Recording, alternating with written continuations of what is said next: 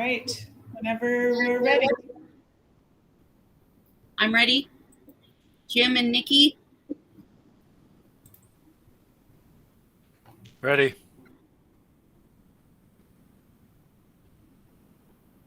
All right, let's go. All right, then any changes to the agenda? No. All right, June treasurer's report. So this is the cash we had on hand as of June 30th. Are there any questions?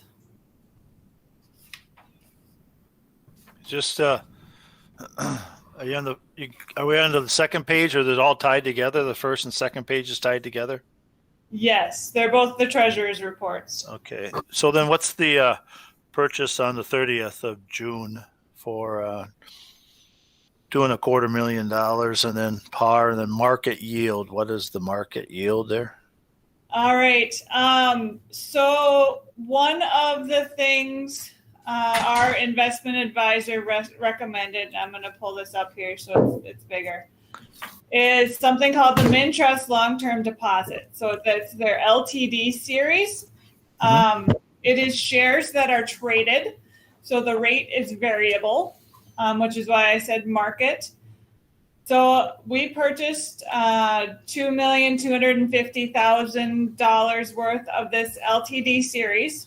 The goal is to hold it for a long term. The first amount of money we plan to pull out is in November. So the par value that this schedule shows is the current market value of those shares. So you can see we have slightly lost money since it was invested in late June. This is the second piece we have invested. We did a little bit in May and another chunk in June. It is liquid. We do not have to hold it until maturity, so we can pull it in and out as we want. But with interest rates, when we go out to find CDs that are now below 0.05%, this was probably the best place for our money currently.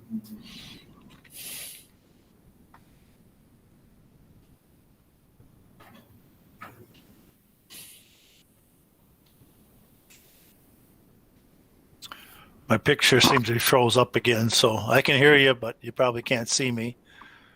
So. No. We can't see you, but we can hear you. Okay. Yeah, and does that make sense to you? It does. Can you hear me yet? Yep. Okay.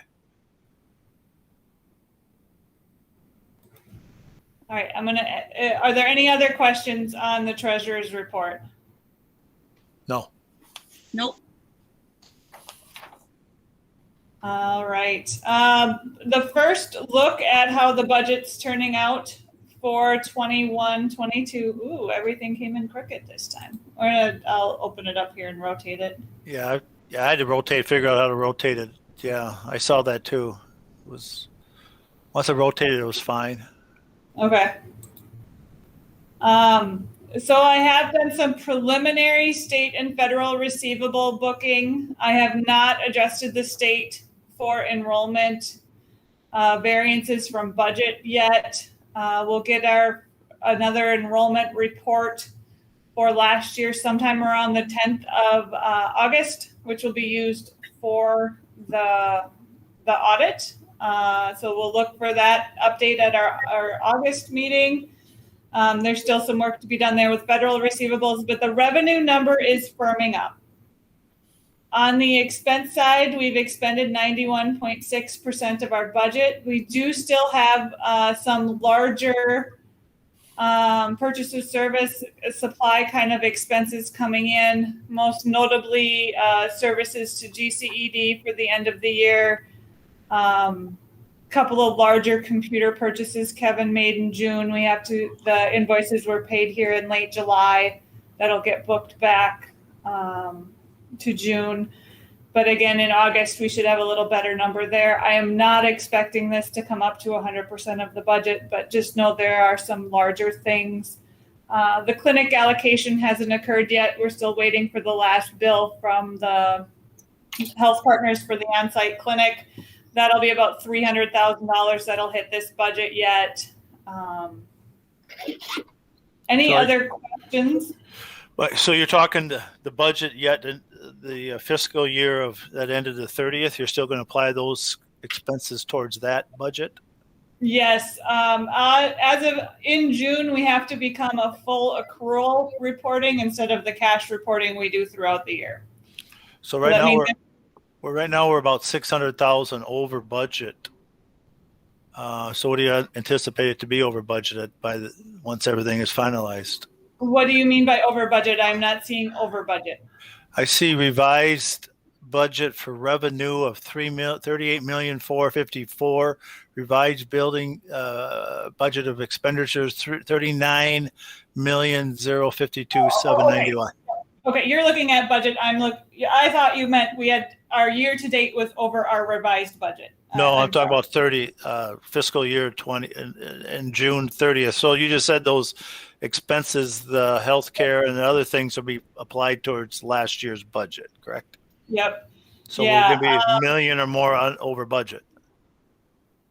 No, I don't think we'll be over budget because do you have revenue coming in yet? we don't have I have to book the enrollment adjustment, which right now is looking positive, but we're verifying all of that. Sure. That we had more enrollment than we budgeted for, so there might be more revenue there to book. Mm-hmm.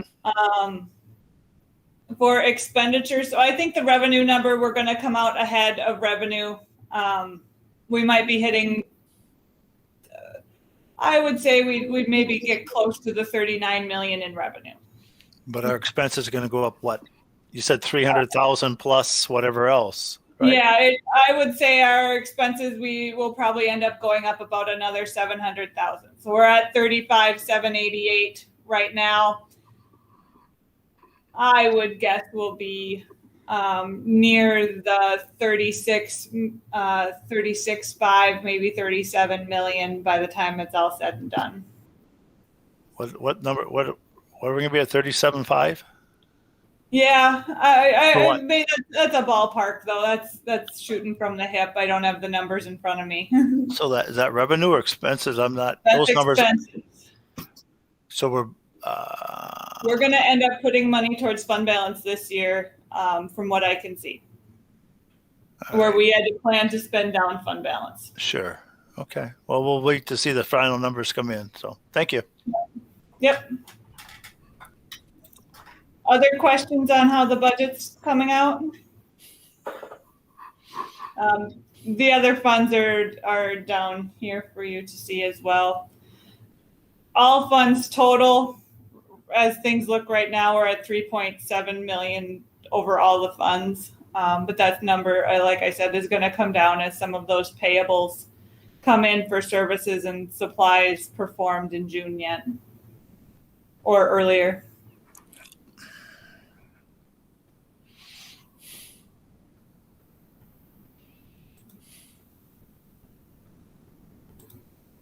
All right.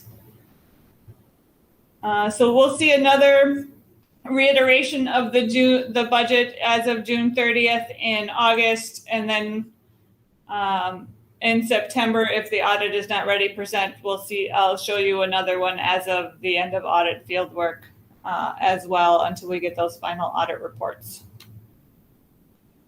So that is all I had for June financials. One of the questions at our June meeting was, how are we tracking with our budget reductions and target?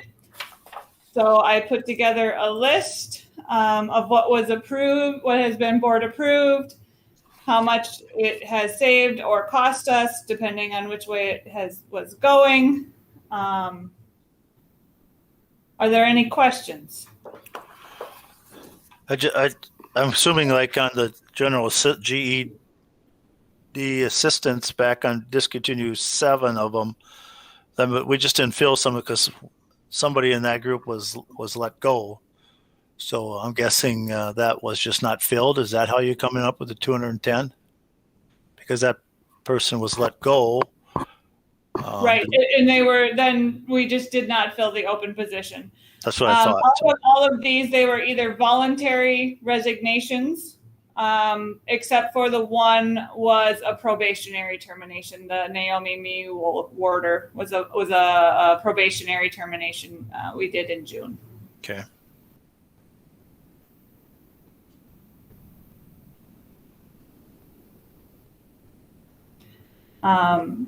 The custodians through attrition, we are still short a half-time attrition. So we're still looking for that the next time we have a custodian resign. Other than that, we have put names to all of the reductions that have been approved. So just one more question on the general assistance. 210, was that for 7 positions or for those 4 highlighted there? That was for 7 positions, and then we reinstated 3 of them on June 7th. So that 210 should be revised then to cover the 4 that are there that are not filled. And then you'll see on the June 7th, I have reinstate 3, so there's a plus 90,000 there. Gotcha. I was trying to keep it separate by board meeting. There it is. Yep. Okay, so we still haven't filled the PBIS coach position? Correct. And are we filling the world language position? No, that was a discontinued position. Okay. This really helps. And I like how you put it by board meeting, even though, like Jim said, I was looking for it too. And then I'm like, oh, wait a minute, it's got to be somewhere else. So it does help, Jackie. Thank you. You're welcome.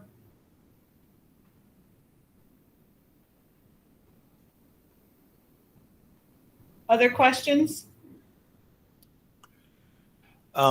Meridian, what is that again? That is the contract for Shonda Jorgensen. Thank you.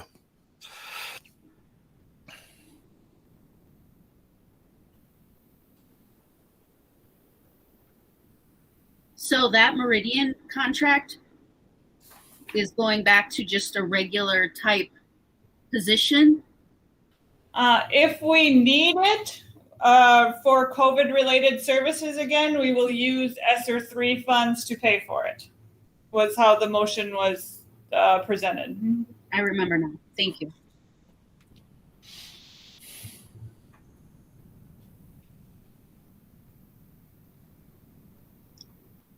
Nikki, did you have any questions? I'm taking it all in and writing it all down so I can sort through my thoughts later. I do have questions, but I don't know if this is the appropriate place to ask them. Like, I think I'm learning. This is what I'm trying to do instead of, you know what I'm saying? So I'm formulating my questions right now. Okay. Yeah, and feel free to email them to me later if as you come up with them. Mm-hmm. What are we at for the Mars position? Point 4? She is a 0.2, and then we have a full-time 1.0 EdFi coordinator as we try to bridge to the new system. Okay. And is Mars going to be completely gone? Yeah, we will move completely to EdFi within a year or 2. Wow. Okay, what is Mars and what is EdFi? MARS is an acronym, is for the Minnesota Automated, I don't remember the whole acronym, but it's how we report our students to the state. So all the demographics, all the attendance, all the enrollment data it's the system that reports that to the state and then collects the data statewide to check for errors. So if we had a student who enrolled, say, on January 15th, but they didn't leave their last district, it was reported there on January 16th, we'd get a statewide error, and then the two Mars coordinators would have to talk to each other and say, okay, which district was this student really in? EdFi is the same thing, but it's supposed to do those error checks more in real time. So it's all of our student data and how it gets reported to the state. And all of our funding is based on that. Yes, these two ladies are very important for funding in our district, because if something is reported under, we will be underpaid in state aid.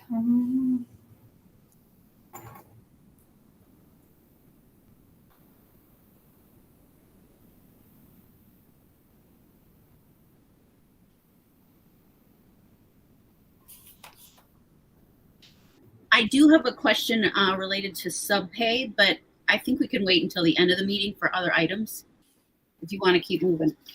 Well, this is the last thing on the agenda, and we're to other items.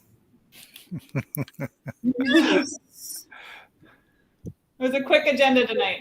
Yes, it was. Okay, so my question about subpay is I saw the subpay come through, and it's not what we paid last year. Am I correct? Correct. Last year's rates were just for COVID, but they are higher than what we've paid in the past. The ones that were presented for this year. Yes. They're higher than sub rates that we have paid in the past. For 1920 for teachers. Okay, what about paras? The paras subpay, except for COVID year, has always followed the step one of their contract. So that increases anytime they have a new contract settlement. Okay. And where does teachers on call come in then in advocating for more pay? They do not. Huh? They take whatever rates the district gives them. So that's basically how it goes, is if the district says this is what the rate is, teachers on call says, okay. Yep. That's the process. Okay. I was just curious about how that worked. Yep. Occasionally, when we're trying to figure out what to pay, we will ask them for comparable rates and they'll give it to us. But that's the process basically is they ask us what the rates are. We give them the rates and they say, okay. And we move on. Okay. I get a lot of questions about para pay. And so I'm trying to nail down how I can best explain it to people from the budgetary perspective. So over the summer, during summer blast, people got paid more than what they're going to get paid coming into the school year. What's the difference there? For summer blast, we were able to set separate rates for that. And because we had a high demand and a low candidate pool, we paid more. Okay. So it's basically something that we can maneuver based on the need and based on, okay. So it doesn't mean anything that if you get paid this amount at this time of the year, it could change in another situation. In another situation, in another position, if you pick up a different position in a different time period, yes, it could mean something different. Okay. Yeah, last year we tried to pay as much as possible to get subs in the door. Typically from year to year with paraprofessionals, secretaries, custodians, food service workers, we try to pay at the beginning step because if we pay at the highest possible step, then we have regular employees who are earning less than that. And I don't think anyone would want that to happen on a regular basis. Right. I just want to be able to have common language that I can share when people ask questions and explain it. Because sometimes I'm left like, oh, I don't know what that means. So this does help tremendously when I do get those questions. So thank you.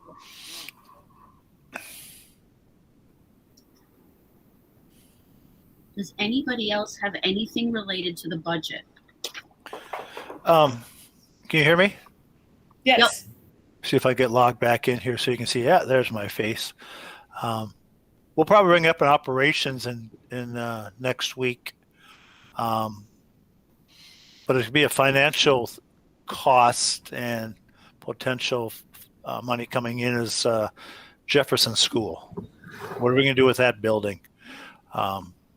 That's a financial issue, cost-wise, and if we sell it monetarily, if we receive anything, versus then operations involved in if they want to present it to the board. So I just share that with this financial committee since it's a financial issue down the road to see what our plans are for that building. So am I understanding correctly, Jim, you have not discussed Jefferson yet? We have not. I'm just bringing it up because I'm going to bring it up at the operations committee, and that's, I think, where it normally starts, but it's a financial impact down the road. So. Okay. Don't have any idea where it'll go, but right. Got to throw it out there to see where it sticks. So. Okay. Thanks for the heads up. You bet. So if Lisa or Karsten, if you're listening, let's get it on the agenda for the operations, or Jackie, whoever's get that on the agenda for the operations meeting on next Monday night, the 2nd of August at 4:45. I can't believe it's already August. I just can't. Yep, I know. Yeah, I was going to add, Jim, that it's at 4:45, like you said. Sorry about the mix-up earlier. That's my fault. No worries. I received an email today that we're going to be flip-flopping. Does that start in September? Yeah, I'm sorry, Holly. The personnel committee will meet on the 3rd Monday at 4:45. So starting in September. Starting this August. I thought it was just going to flip-flop with operations. No, because there's some scheduling conflicts doing that, and so that's why the thought was to move it to the other. And I had forgotten about that when I sent out a notice. So, yeah, you'll get something that says that the personnel will be on the 3rd Monday. 3rd Monday. Mm-hmm. Okay, that's fine. I'm just processing it in my head. But it's at 4:45. Yes, the 4:45 is great, but it's not on a Tuesday. It's on a Monday. Correct. And personnel, is that usually on the 2nd Tuesday? It's usually on the 1st Monday. I mean, the 2nd. Okay, it's usually on the 1st Monday. Now it's going to be on the 3rd Monday. Right. And I'll get an email that clarifies all that. Okay, thank you. Sounds like who's on first? What's on second? Exactly. That's exactly what it is. I feel like I'm in a Parks and Rec show. I'll just need it in writing so I can penetrate my memory brains. Okay, does anybody else have any other things for finance? I do not. I do not. What about upcoming topics? Have you talked about what you'd like to see next? No, we haven't. But I mean, I think as the budget will go forward, maybe there'll be something tonight that triggers something. I don't know, but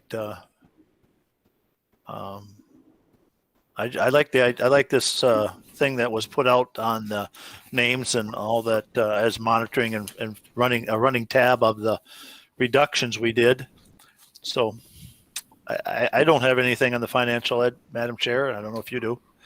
I do not. And like I said earlier, and like you just said, Jim, I really like it that Jackie's kind of helping us. And I think for me, where I fall short is I don't say right away, hey, can you teach me this new document?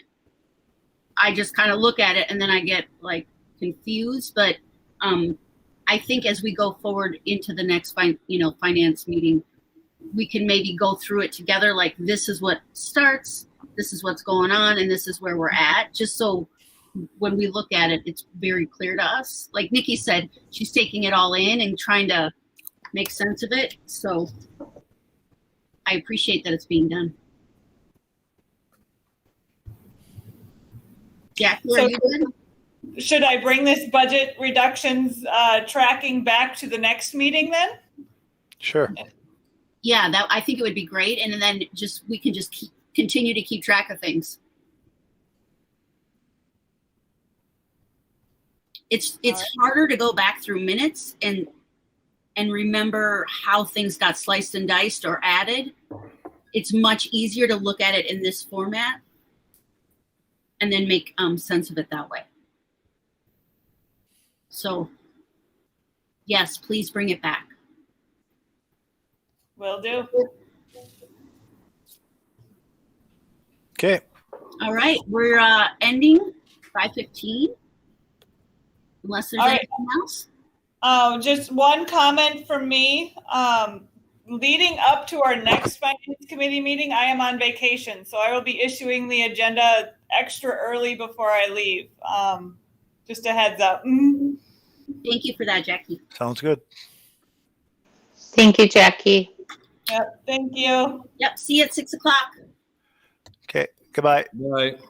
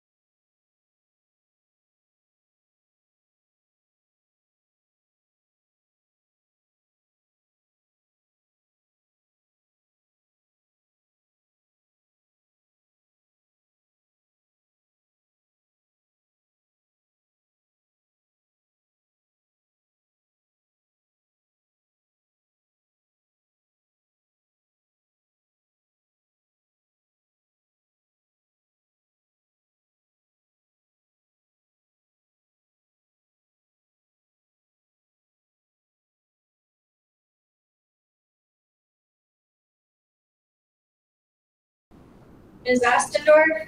Here. Ms. Tower? Here. Ms. Tift? Here. And Chair is here. All 7 members are present, along with Superintendent Anderson. We'll go ahead and rise and share the Pledge of Allegiance. I pledge allegiance to the flag of the United States of America, and to the republic for which it stands, one one nation, nation, under God, indivisible, with liberty and justice for all.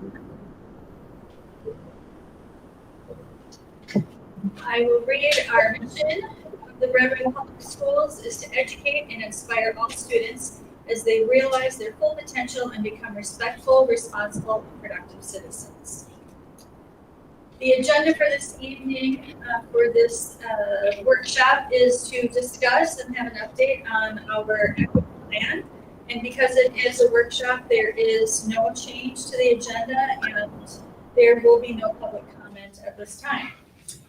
And as I understand it, Jess, you're here to give us an update on where we're at and to lead off our discussion. So I'll turn it over to you, and welcome. Thanks, everyone. I believe that we are going to start our discussion tonight with 2 employees from EAB, and I'll let them introduce themselves. But we can talk about our involvement that we've had after, but I think they'll kind of describe what their work is and how that interacts with what we do here in Red Wing Public Schools. Is that fair? Okay. Can you introduce what EAB means for those? Yeah, it's you guys correct me if I'm wrong, but what if I have seen is EAB is not an acronym, but it's a company that does research, and it's a research firm that we've used to look into best practice for a lot of different root causes that we've talked about at the school board level, at our administrative level, and at the teacher level. They started their work in the secondary level, but now have brought their research down to a K-12. Is that, you guys correct me if I'm off? No, you got it, Jess. Now that's it. Yeah. Thank you. Mm-hmm. Josh, should I go ahead and share my deck now and just and run through? Let me make sure that I can get here in presentation mode.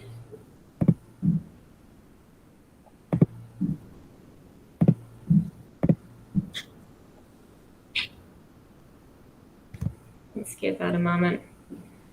Looks like everybody can see that, right? Perfect. Okay. Great. Well, good evening, everyone. It's really a privilege and a pleasure to meet with you and to be able to talk with you about this critical topic, the behaviors and actions that promote racial justice in education. I'm Jane Alexander, and I'm a senior director here at EAB. And just in the next slide, Jess, you did a great intro to EAB. I'll give you a bit more of an overview of who we are and what we do and how we help schools and school districts.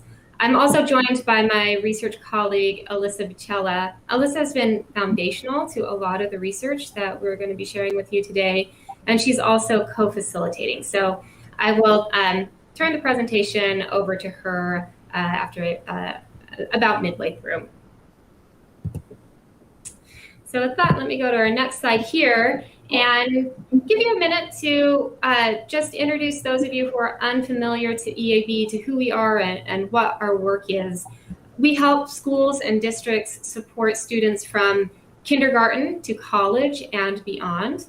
Our solutions are rooted in research, and we partner with school and district leadership to solve their most pressing challenges.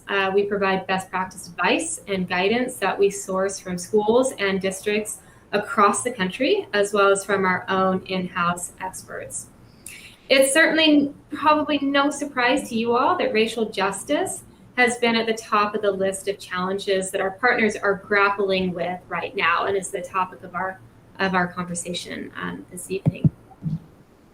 One of the reasons that we're focusing specifically on racial justice this evening is because of the death of George Floyd. And I know that this hits very close to home for you all. His death, as well as the deaths of others, have really reinvigorated the civil rights movement in America across 2020. And just some of the names that we can't forget are here on the left of the slide, paired with statistics of Google searches for hashtag Black Lives Matter online. Racial justice has been a struggle in this country since its inception, and we've seen years of murders of Black individuals. But as you can see, public awareness of racial justice really didn't spike until 2020. With this awareness of racial injustice and the Black Lives Matter movement also came this spike in self-education as people were rushing to their Amazon app to read books like Quiet Fragility and others. But it isn't just long overdue awareness that rose this year. It's an unprecedented level of action that's been most important. And you can see on the bottom of the slide that despite being in a pandemic, Americans last year took the street in record numbers to demand change, making these protests one of the largest movements in our country's history. Public awareness and action around racial justice reached unprecedented levels in 2020, but there are three primary reasons why it's imperative for K-12 education leaders to sustain momentum and make real progress in the months and the years ahead. Prioritizing racial justice work is going to be critical to our missions, to our financial sustainability, and more urgent in the current climate, socio-political climate, as school districts face changing student and family demographics as they recover from the impacts of COVID and are immersed in this national momentum around racial justice.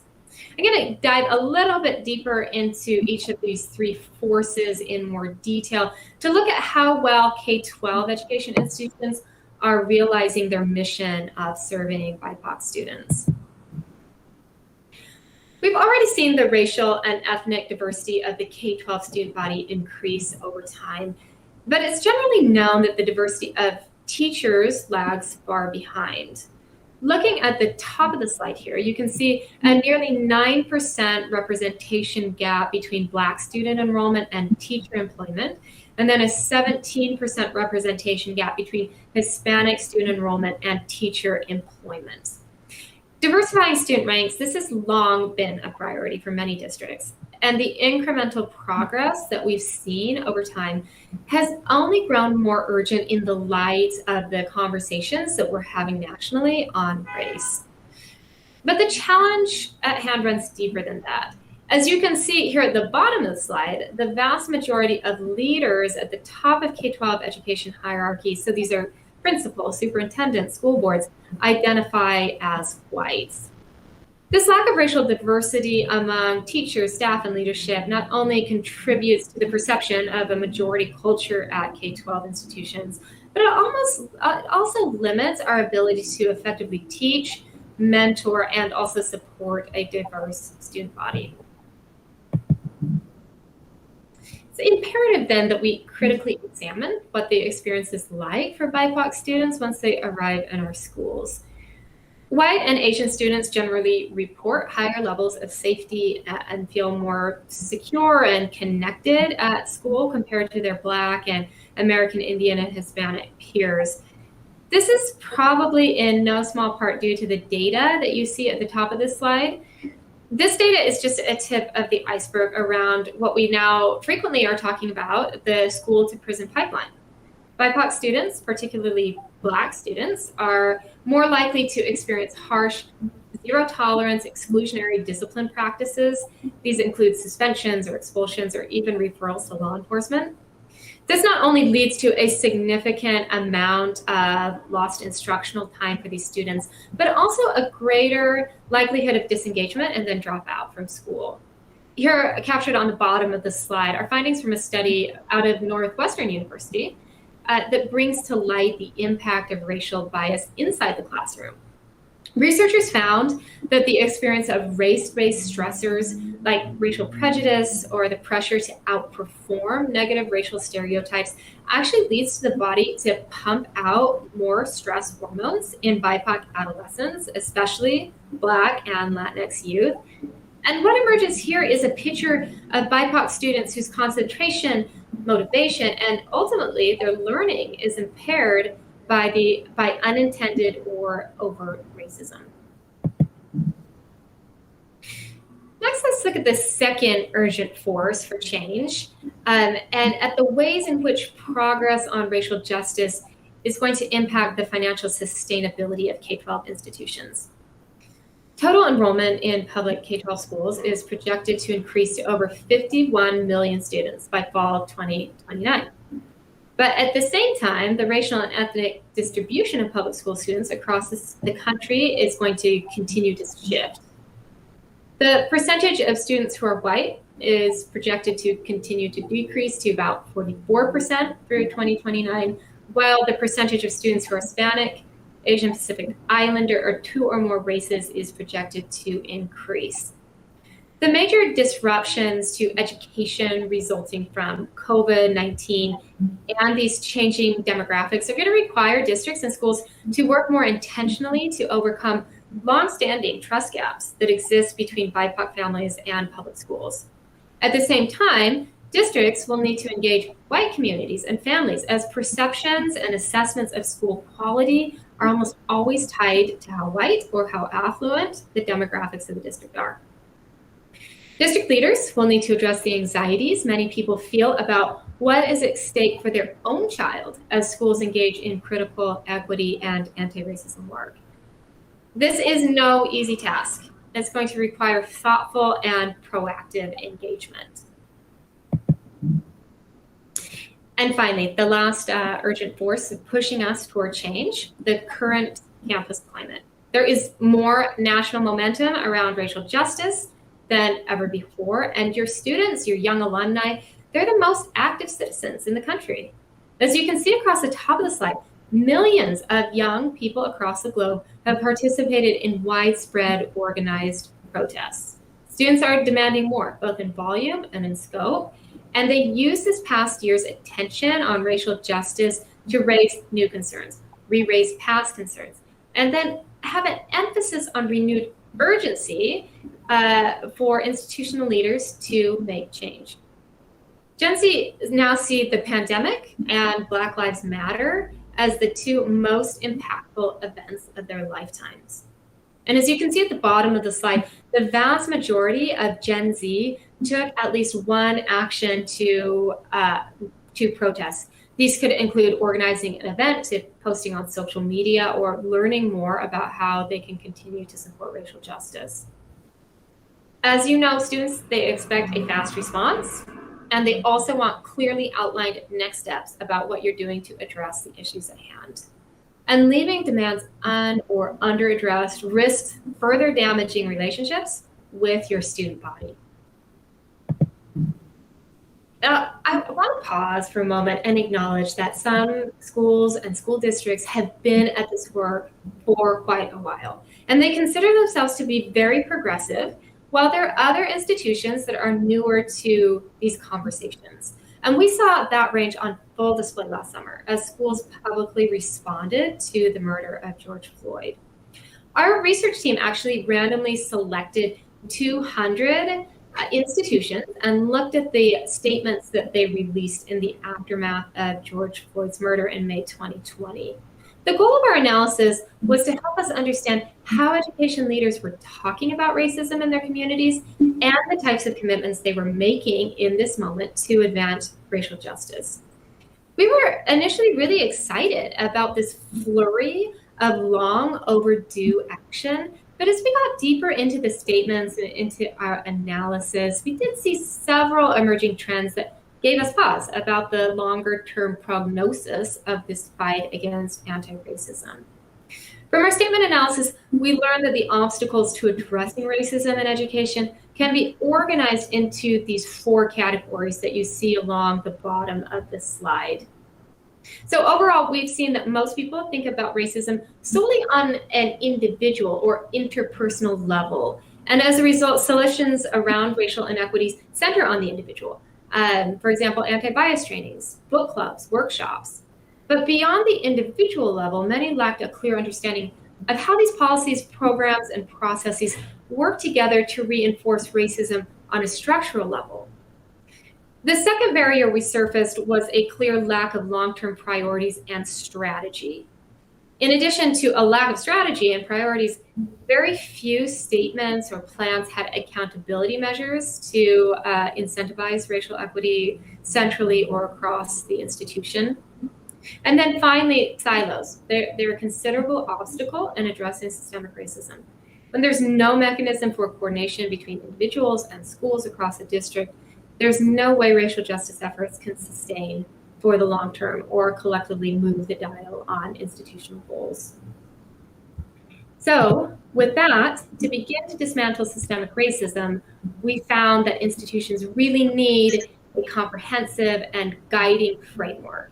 And I'm going to turn the presentation over to Alyssa to walk us through this framework and how we can begin to make progress in these very difficult areas and overcome the challenges that we just reviewed. Thanks, Jane. Yes, I'm going to pick it up here on our framework here. As Jane mentioned, when we got into our research, we really identified a need for kind of a comprehensive guide that could marry these really big transformative goals with more granular components that could support ongoing action across all levels of a school district. So that unifying framework could really become the touchstone to guide racial justice work year over year. Here on this slide, you see EAB's framework for that transformation, the hallmarks of an anti-racist education institution. We're going to take a closer look at each one of these hallmarks to give you a better sense for what we've seen, especially across the last year, and an overwork of the work that really needs to happen within each one. But before I kind of jump into the first one, I do want to emphasize here that the end goal is not checking one particular box next to each one of these and calling it a day. The goal is really to develop a continuous practice across your district so that racial justice remains the centerpiece to your district's mission and work going forward. So let's begin with school climate. Jane talked a little bit earlier in the presentation about racial inequities in school discipline, bias inside the classroom. I'm going to build on that just a bit. And you can see on the left side of the slide that race and ethnicity is the most common motivation behind hate and bias incidents in schools. At the same time there, you can see that many school administrators are not prepared to handle these types of incidents. And how we plan for, address, and move forward from bias incidents, both the big ones and the small ones, really determines the progress we can make toward building a school community where respect for diversity and differences is truly a lived core value. In the statement analysis that Jane mentioned, we most frequently saw that schools planned to address climate through a diversity or anti-bias training of some sort. And this hyper-focus in the last year on training is a bit concerning to us because we've seen in the research that these types of trainings more frequently teach us the vocabulary of diversity rather than create long-term changes in behavior. And don't get me wrong, training and establishing but it has to be done in conjunction with broader ongoing efforts to foster practical learning and regular dialogue, and dialogue that doesn't just occur after a major incident. So anti-racist institutions build an inclusive school climate that promotes learning and safety for all of its community members. We've got to create mechanisms for Black, Indigenous, and people of color to regularly share their experiences in our schools, identify specific problems, and have those issues really taken seriously, and to co-create specific strategies to build safe and inclusive school climates for all students. Next to school climate, we're going to take a look at institutional culture here with our next hallmark. So anti-racist institutions really center and celebrate the lived experiences of BIPOC within their institutional culture. For much of the last year, I'm sure you've all seen kind of headlines that have rolled in cataloging the number of Confederate statues that have been removed, the buildings and the schools that have been renamed, the mascots that have been replaced by more inclusive symbols. There's been a lot of focus in that arena, and we've heard lots of stories about how polarizing and fraught that navigating those changes can be. Districts absolutely need to acknowledge these ways that traditions and symbols can enforce racist ideals in their communities, but The work here is not kind of narrowly contained to to those changes. The work here is not done after renaming a single building and kind of moving on from there.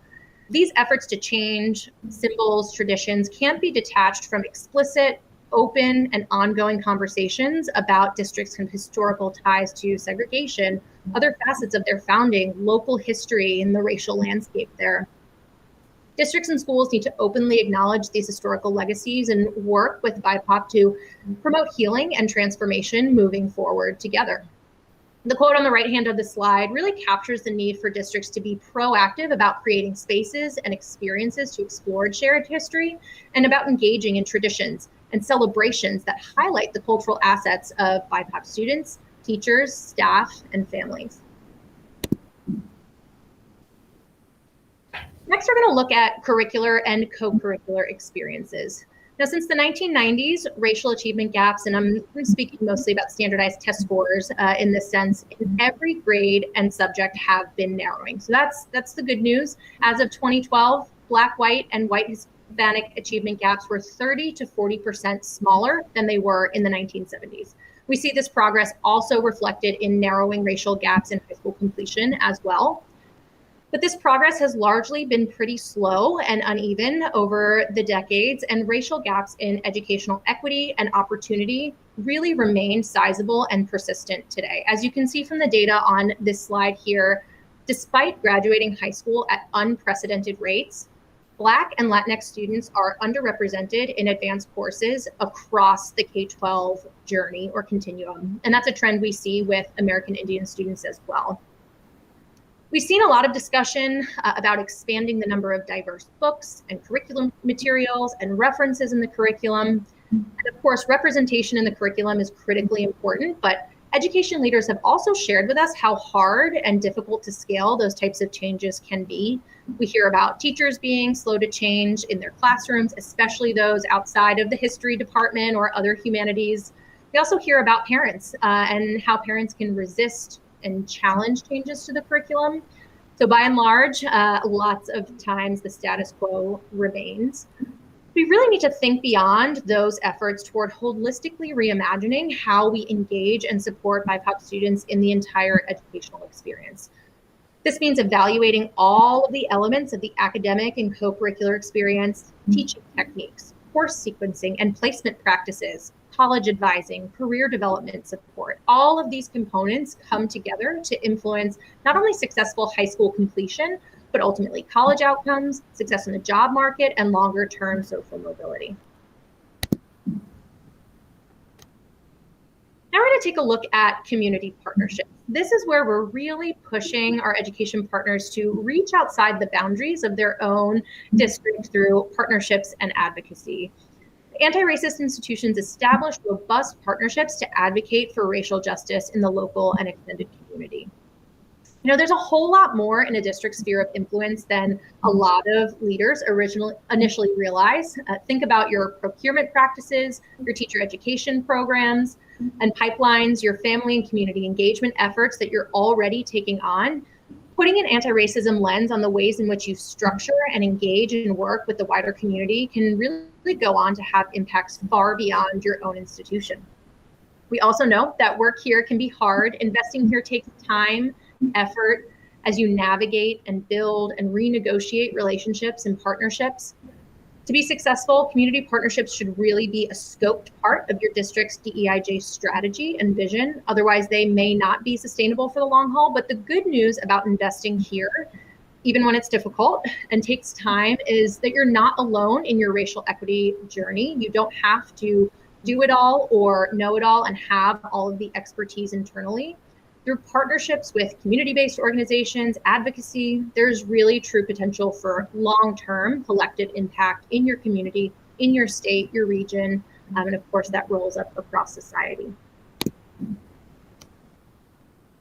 Now, speaking of tying your community partnerships to your institutional strategy, we make our way to our strategy and operations hallmark, which is the cornerstone really that brings all of these other areas together. So within this hallmark, we see an increasing number of districts considering or filling the ever proliferating role of equity director on their leadership teams. go by numerous names, Director of Equity and Inclusion, Chief Equity Officers, and it's important to note that these practitioners are often disproportionately people of color. In some ways, this is a promising trend for us to note. Districts have really become willing to dedicate real dollars to these positions, part-time or full-time, really suggests a whole new level of commitment to meeting the needs of every student. But despite being an invaluable resource, if we're talking about transformation across a district, a single individual cannot take this work on alone. Anti-racist institutions consistently assess all institutional strategy, policies, operations through a racial justice lens. So that means anti-racism becomes an embedded, consistent practice across all decision-making and at every level of the district. Really found that before you dive into one hallmark or one area of work over another, you need to start by looking at your strategy and operations first for three main reasons. The first is that this work needs to be taken on holistically across the district, across schools, across departments. And if you don't have a shared sense of priorities and strategy in place, work's going to be really, really hard to sustain for the long haul. The second is that you need to have conversations about this work regularly and at every level of the institution. I've heard across our research calls a common theme that navigating difficult decisions, resource trade-offs, community pushback is much easier when you have all senior leadership, especially on the same page. And finally, you need to kind of intentionally break that cycle of burdening a single equity director, a single individual, or your BIPOC community with advocating and advancing this work alone. You need to set clear accountability throughout the organization around ownership, timeframes, measures of success for this work. And since we've got you all here as a leadership group, we're going to take a quick look at one case study to show how careful attention to the strategy and operations piece can really enable your institution to take a coordinated and systemic approach to this work. Here we're going to look at the work of Albemarle County Public Schools located in Charlottesville, Virginia. As a district, they delved more deeply into anti-racism and racial equity work after the 2017 Charlottesville riots. And their approach since then offers a bit of a guideline for how districts can empower an accountability team to spearhead implementation of central policy and strategy year over year. First, they created a centralized commitment to anti-racism along with structural leadership behind that. They have a central steering committee made up of district, department, and school leadership, which sets clear strategic goals, and that group is tasked with tracking progress toward strategy milestones. They then prioritized discrete areas for immediate data-driven action. So that steering committee is broken down further into 5 subcommittees, and each of those subcommittees tackle one specific area of Albemarle's central commitment. They oversee data collection, suggest very tactical recommendations to move the work forward. Third, they establish transparency and feedback loops through frequent committee and subcommittee meetings, collaboration with a student advisory group, and regular report outs to their wider community. So this really creates momentum for them, accountability for action, and provides regular opportunity for updates and for input. At the bottom of the slide, you can see an example of how they took a commitment from policy to action under their curriculum and instruction goal. The subcommittee was charged with conducting research in this area, developed based on kind of needs surfaced from teachers, an anti-racist curriculum vetting tool to help all teachers assess their lessons and resources with an anti-racism lens. Our last hallmark that we're going to wrap up with here addresses teachers and staff, so your workforce. And we're ending here on this hallmark to set the stage for some deeper conversation that you all are going to have on the topic of hiring later this summer. But when you dig into why education institutions, workforces aren't diverse, the root causes really have to do with every single part of the talent journey, from how candidates are sourced to the interview process, onboarding structures. And throughout our research, we found that typically districts have been spending quite a bit of time talking about recruitment and hiring and equity in that process, but what they aren't talking as much about is retention, which we're going to unpack a little bit more on this slide. You can see in the middle there that 50% of BIPOC teachers feel comfortable being themselves in their school, and that compares to 71% of white teachers. We surfaced, in our research, repeated mentions of this invisible tax placed on BIPOC teachers. Some examples, are when the Black male teacher is expected to just be the de facto disciplinarian in the school, or when BIPOC teachers are automatically seen as experts on all things cultural diversity and repeatedly go the extra mile to support BIPOC students and families. And those are efforts that are often kind of unrecognized. Or, BIPOC teachers who are actively discouraged from customizing their instruction to be culturally relevant for their students. The manifestations of this are varied, but very common. Not a surprise, then, that nationally, BIPOC teachers have a higher turnover rate compared to their white peers.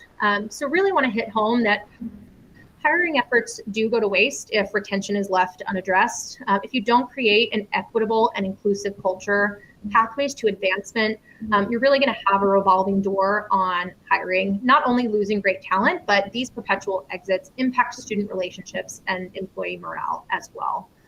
So again, you're going to dive deeper into this workforce component, talking about recruitment and hiring in August. But for now, Jane and I are going to unshare the slides and open up our time for Q&A.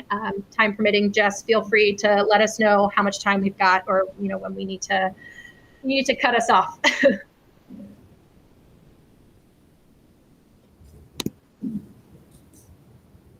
By the way, if I could jump in, EAB does these national research studies. They also do school-specific work as well in conjunction with our teams.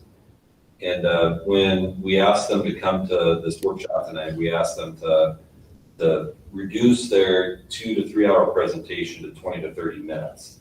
And so this is just a real cursory overview, just to let you know some of the things that we're looking at internally. And so there's a lot more detail in the work they do. But we appreciate you sharing that. I'm sure there might be some questions for you. Any questions for these guests of ours this morning or this evening? Holly?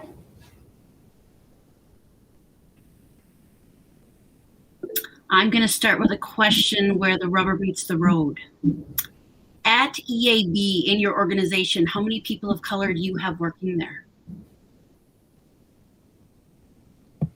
I can take that question. It has been, as Carson said, we had to cut a lot of content from this presentation, and we had included in that exactly that, a reflection on our own journey at EAB, on our own commitments to diversity, to equity, and to inclusion, and the work that we're doing here. And we're a very diverse research team. I also had to cut our team slide. And our team had these difficult conversations. They said, we are more diverse in this team doing this work than we are at EAB. How did, staffing conversations, why are we staffed here? A lot of, for me, personal reflection of where do I fit in the space, what voice do I have to share, what voice does my team have to share, and what is EAB doing to make progress toward the commitments we have put forth. I'll say we're not perfect. We're not. And we thought, and we asked, should we be doing this work when we know we're not there? And we know that we're going to be asking schools and districts to get there along with us. But we felt like it was too critical to wait until there was perfection within our institution to not go along the journey with our partners. And it is a journey. And everyone is at a different stage here, both personally, I know I am, institutionally, we all are. And so I appreciate that question, because that's tough and that's hard. And no, we're not where we need to be. And yes, we're committed to get there. But we also internally run into the same barriers that I just put up on that slide. And so I know that it's a lot of work that we're doing together. So we invite our partners to join the journey, and our team pushes internally for us to get to where we need to be as well. Nikki's in the queue. Okay, but that still didn't answer a question on racially diverse. Your EAB is,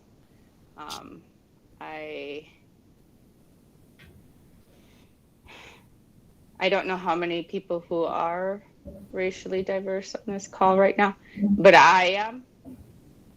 And I actually kind of felt a little offended by how you had worded something.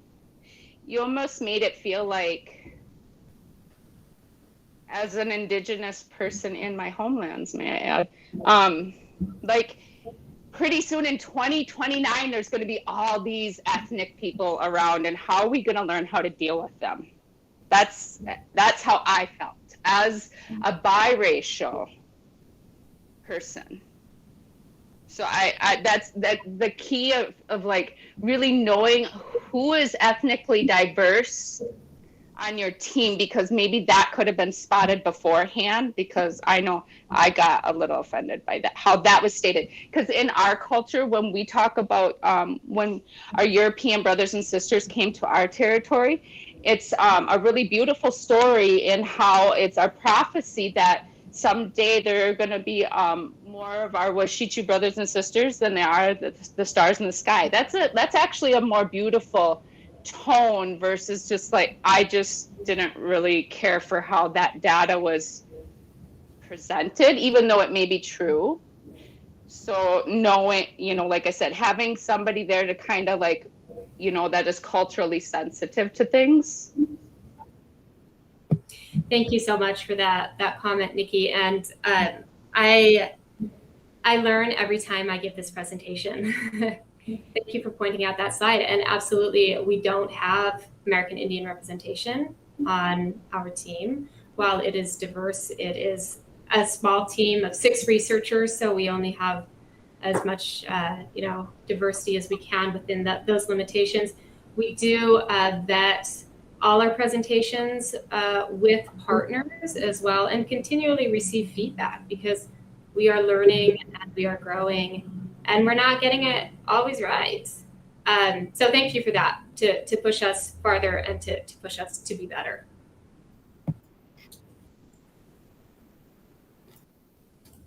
Jim, go ahead. Thank you. Nice presentation, but I'll say, I don't think you answered Holly's question. You worked around it, but you didn't actually answer it. Well, So what is your percentage? You said you worked around it. Nikki kind of went at it a little bit too, but you never really answered the question. Do you guys want me to present the slide? I found it in the presentation you had sent to me. Okay. Thank you. Yep.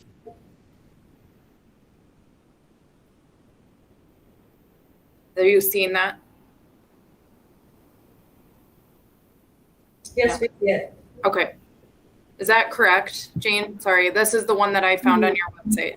Yep, this is our research team, but I think the question Holly had asked was representation within EAB. Is that correct? Okay. So EAB is a large company. We are, 3,000-4,000 individuals, and I don't actually have the racial breakdown. We're a national company, so we have offices in Washington, D.C., all the way through Chicago and Texas. So I can certainly follow up with you if you're interested in those stats. And I'll have to tap our talent division to get you that. That's fine. That just kind of answers it better. You didn't answer it at all. You kind of went around it. And, we'd just thank you. I think it was a great question. So. Absolutely. Yeah, Holly. I just wanted a chance to expound on it. As a white person, I am craving knowledge from a diverse group of people about what's going on in the world and their collective stories and individual stories.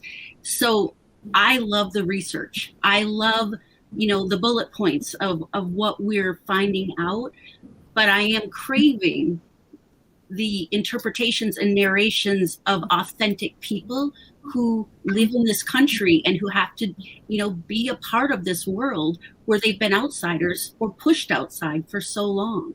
So that's why it's really important to me that we get a perspective from a group. And like I said, I appreciate the facts and the information and the knowledge where it can be an authentic approach to how do we address this in Red Wing Public Schools and in our community. A partnership or something that EAB could be looking at would be helpful just as a place to start. But that's why I initially asked that question, is because I'm craving that. Go ahead, Nikki. As a, well, I'd say second generation here, because my grandmother was part of the residential school. So she didn't attend school here. She attended school in Pipestone until she was from 5 to 18. We could talk about race all day from my father's experience and my experience. But the thing is like, merged with what your group does and the research, and then what Holly said, maybe collaborating with the people of color around here, especially with Prairie Island Indian community, that is the nearest tribal sovereign nation to this district, the school district. I am a proud member from the Prairie Island Indian community. But and different ethnicities in their experience here, because I can sit there and tell a lot of people get it, you know, they understand and stuff, but some people, no matter what, there's still that barrier, that trauma barrier. And it may not necessarily have to do with me, just maybe an experience that they had in their life with maybe another Indigenous person. But no matter hearing my story, it's sometimes that it took, for a specific issue I had, it took somebody listening to a white man with blonde hair and blue eyes in order to understand my struggles as an Indigenous woman in my homelands. So that's where that comes in nice. And also with talking with my uncle and everybody else, it's just like, your people, they really like data. They do. They like breakdowns, they like facts, you know, and sometimes we're very simple people, Indigenous people. I only speak on behalf of, a lot of others are similar, but we're simple, you know, much like the story I just told and beforehand. But it's good. Everything's always better when we collaborate together. Oh my gosh, did you hear that little rhyme I just came up with? I honestly think that that's how we're gonna break down. Hold on, I wrote it down. An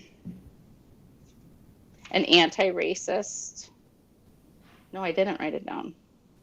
Yes, I did. Oh, hallmarks of an anti-racist institution is seeing everybody work together. It's not just one side doing the leg and the other. You know, there are many good things happening in the city of Red Wing too. You know, it's all in collaboration and reconciliation and moving forward. I think that's so. I think merge both of your ideas, Jane and Alyssa and Holly, and we'll really get somewhere.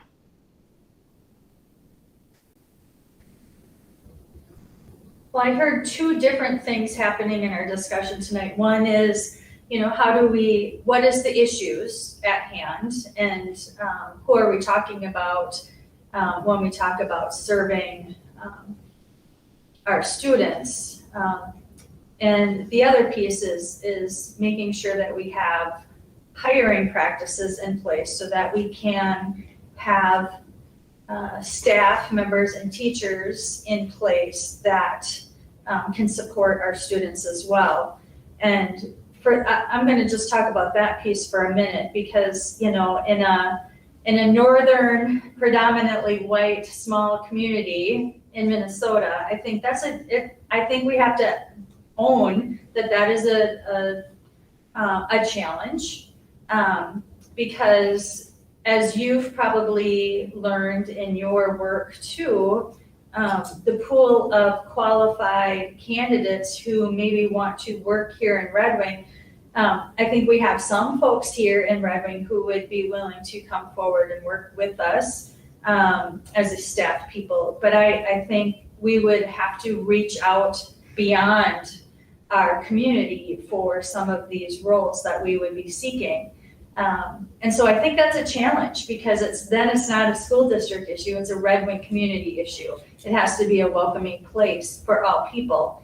And so Nikki, I think you hit it right on the head when you said, I mean, we all have to collaborate, we all have to be committed, not just the school district, but it has to be a citywide, a countywide, a community-wide initiative, or we can recruit and get a whole lot of people here, but it has to be a welcoming place for people to come as well.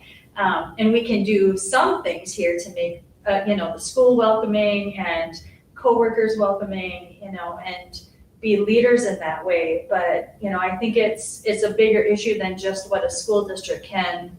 I mean, it's a great place to start and we're committed to that, I think, but I think it goes beyond our borders of a district, if that makes sense. Go ahead, Kirsten. Yeah, if I could, we'll be giving more information during the August workshop about recruitment, hiring, and retention. I added that to the line because of the presentation tonight.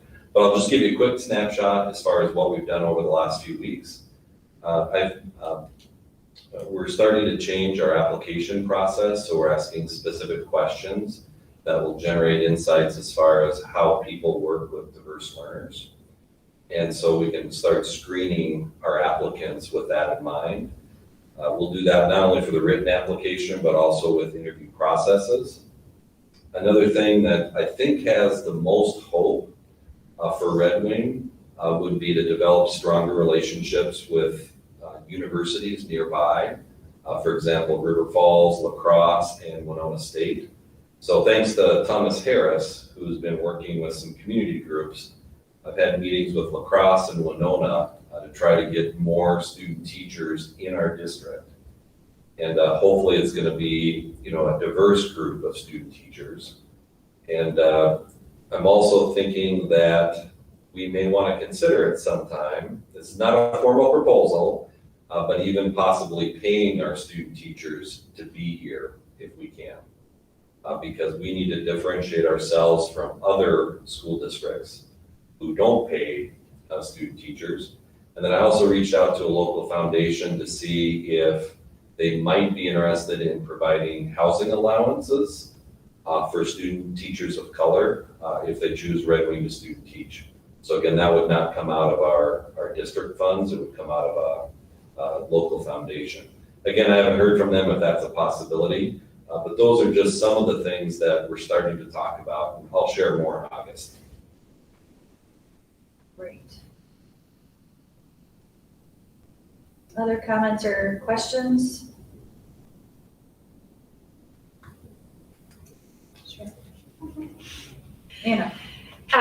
Thank you for this presentation. I think, I guess what stuck out for me is that concept that, it's bigger than any one person or any one training. And I think having the trainings, like there's a staff training planned for this August that I think will be great.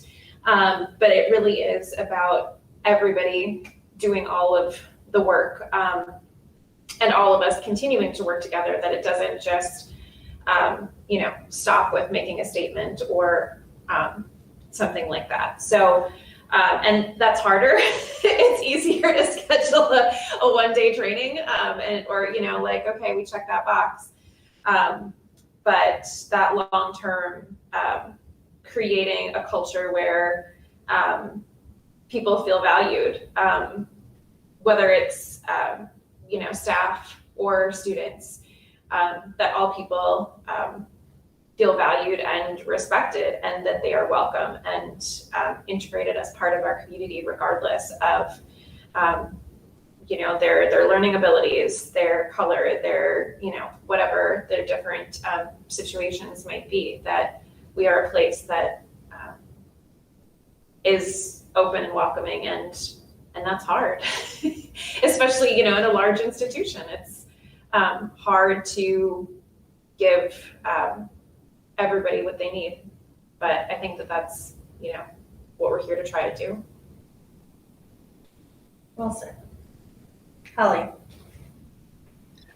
This question is for Karsten, but I do want to give a huge shout out to the strategy and operations piece that you touched on in the last part, where you said all senior leadership need to be on the same page, which I think is critical. So as we look at Red Wing, a smaller district, Karsten, who do you see as senior leadership to be involved in this work? If I had to choose specific leadership positions, it would be the district directors and principals. But then there are other informal leaders throughout the district with different employee groups. But if I had to say, it'd be district directors and principals. You wouldn't include food staff and community ed and early childhood? Oh, yeah, those, yeah, as I said at the very end, well, first of all, Min and Don, two community ed reps are part of that group. Okay. Is, they're already represented in that way, but also there are informal leaders. So for example, teacher leaders, secretarial leaders, and, others who should play a significant part as well. So yeah, it has to, and they mentioned it has to be throughout the organization, not just one person assigned that role. Okay, good. Because I'm even thinking, custodial staff, there has to be common language, which is how I understood it. Am I correct, Alyssa and Jade? Sorry. Is that what you meant? No, I'll have you take that, Alyssa. Yeah, no, that is absolutely correct. And I love the way you're thinking more expansively from just kind of district and building leadership. I think, especially when we talk about building that shared vocabulary and the understanding of the direction, the shared goals that we're working toward. So important to get that buy-in across, those folks that are going to be able to support the day-to-day work that happens on the ground, the interpersonal interactions that are happening between people, kind of move, each interaction either moves you closer to or further from your goal. And I think having that buy-in, across the organization is super, super important. So yes, your interpretation spot on, and I really appreciate the way you're thinking about it. Thank you. We're on the same page, Holly. Yeah. All right, any last comments? One thing I'd just like to emphasize is that EAB is a research organization. They're not an advocacy group. So they do research projects about all sorts of K-12 and higher education topics. This year and last year, of course, they've really focused a lot on the pandemic as well as racial justice. And so, they're presenting the information they've learned during research project, and we really appreciate that you were able to join us today. Thank you. It was really a privilege. Thank you, everyone. Thank you. Thank you. Bye. Thank you. Back to you, Jess. All right. One of the things that we added as an extra, just so that I'm not going to go through it or anything, but if Anna and Nikki were a part, maybe Jennifer, were you a part of that team, the district equity team? No, Anna and Nikki. Am I forgetting anybody? Okay. But we used the EAB equity self-assessment that you guys see in your extras there in order to walk through an assessment with our district-wide equity team. So that's why I wanted to add that as an extra. We took 3 meetings to do that process. Is that right, Anna and Nikki? And 4. It was a long process, but we kind of walked through those to really deep dive into where the group was feeling Red Wing was at this point.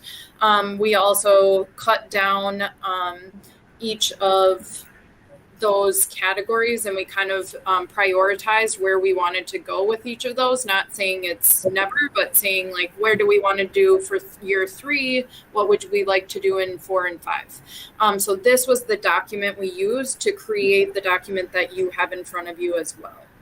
I just wanted to make sure that you guys knew where that was coming from. Questions on that and how we got to where we are? Okay. So then throw in that there are links on that. So any of those statements, there is a link where it has like additional research or more information. And I found all of that super helpful. I don't think I've read through all of them yet, but the ones that I kind of particularly had a question about, it was really helpful to be able to click those links. So it was a really good resource. Jess, you're muted now. sorry. One of the things that I wanted to, I would be happy to answer any questions about all of the Direction 3. But where I thought it might be helpful is the last time we were all together, we focused on these action items from the school board. And I thought it would be good to kind of circle back. How we're using this 5-year document is that it's an ongoing accountability document. And if we get to a place where something shifts or changes, that this is where we keep all of that to make sure we're all still going in those directions of our priorities from our referendum and what the people in our community have asked us to work on. One of the bottom one there is something that the district-wide equity team wanted to bring back to the school board for discussion. This is that's why it's highlighted. So this is not one that you all agreed to. It's one that was requested. The district-wide equity team wanted to bring it back. The explicitly condemned systemic racism and communications to students, families, and community members, and we're committed to promoting equity district-wide. So this was a request to see, is the school board wanting that to be on our 5-year plan for year 3? So that would mean that would be an action we would implement in year 3. I'm bringing it just as the lead of the district-wide equity committee, and then this is a space for you all to say, yes, this is something that we want to be added. How we do it, that's a different conversation, but that's something that was requested from our committee. So the other ones, we can talk about if we're changing those or adding them. I know I will be talking about the first one, the implementing focus groups and how we're going forward with that with Anna and Jennifer and Nikki. But any questions about this specific part in here or comments? I do have a question. Do we want to, if we're going to explicitly condemn systemic racism, I'm not saying we should or we shouldn't, but do we need to perhaps say what we believe that is? I mean, I think we talked about that prior, but you know, what is it that we feel that is and looks like? Because systemic racism, I think, might mean different things to different people, depending on who you are, where you are, what you believe in or don't believe in. And that, you know, I know what I think it means. I think I could speak collectively for us, but I just, if we're going to put something out there specifically, maybe we need to say what that is. Just a thought. Jennifer. I agree with you, Hannah. I think we should explicitly condemn systemic racism, but I do think we need to define what that is so that we're all on the same page.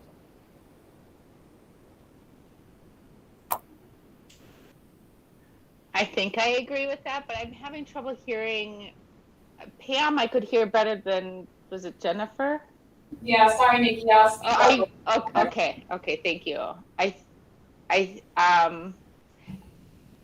think I heard you agree with Pam, and I would have to also agree with Pam. You know, to different people, it means different things. And in a workshop, I brought it up many, many months ago. Like, a lot of these things are words to some of you, whereas they're feelings and actual things that I go through and my community goes through, you know. So it means different things to different people. So being on the same page and having the same common goal is a great idea. I think we also need to define equity because we have that in some of our statements. And I think that I define it as making sure that people have what they need to succeed. And so that's going to mean different things for different people. But I think that having that, the more that, because these words are not just words, they need to translate into actions. And I think the more that we can be clear about what those things mean for us as a district, the more we can all be on that same page and know what we're working towards. Holly? Yes, I hesitate with the thoughts around we have to come up with, because it's been defined repeatedly over and over. It's in the dictionary. So would we be haggling with the dictionary or with social terminology or research-based terminology to what the definition actually is? Or are we haggling over our own value system and belief system? Because if it's in writing and it's been documented and research-based, then that would be the term. But our value system around how we interpret that term is where we struggle as people. And so I think in terms of we have to define, it's already defined. We have to acknowledge that it's defined, and then within our own selves work through our biases and acknowledge that we have them. Because if we say it doesn't exist or it doesn't exist like that, we could be around the table for months and months. So I struggle with us saying we have to define it. It's already been defined, but we have to own our value system around it.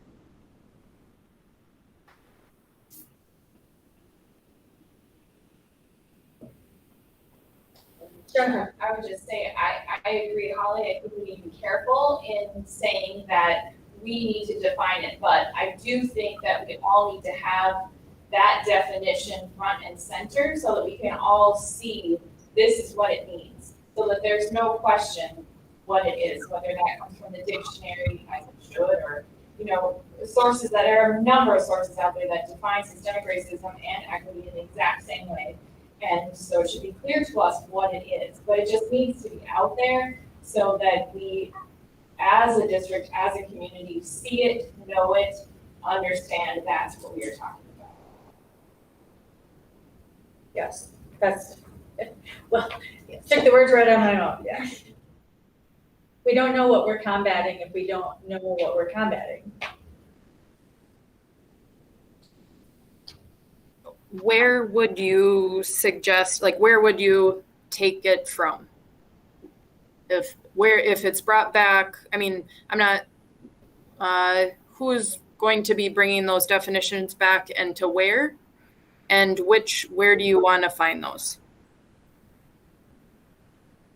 With your equity work, Jess, do you have a suggestion on that? I don't know that Merriam-Webster is always the best spot, but that's what I was going to say, Jess, is that you have a lot of experience in this, and if you're willing, you may have the best options for it. Also, I'd like to suggest that maybe that information goes through the equity team so we can get a broader view of what equity means. Okay. I was just gonna pull up but you want it to go through the equity team for them to confirm that it is the definition. What does it go through the equity team for? What do I ask them?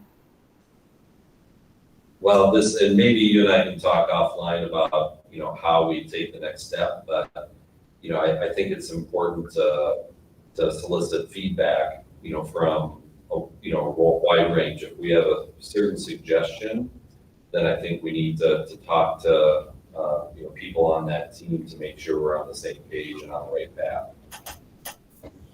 This is I would just add to that just what Nikki said, that for some of us it's a word with a definition, for others it's a feeling and a lived experience.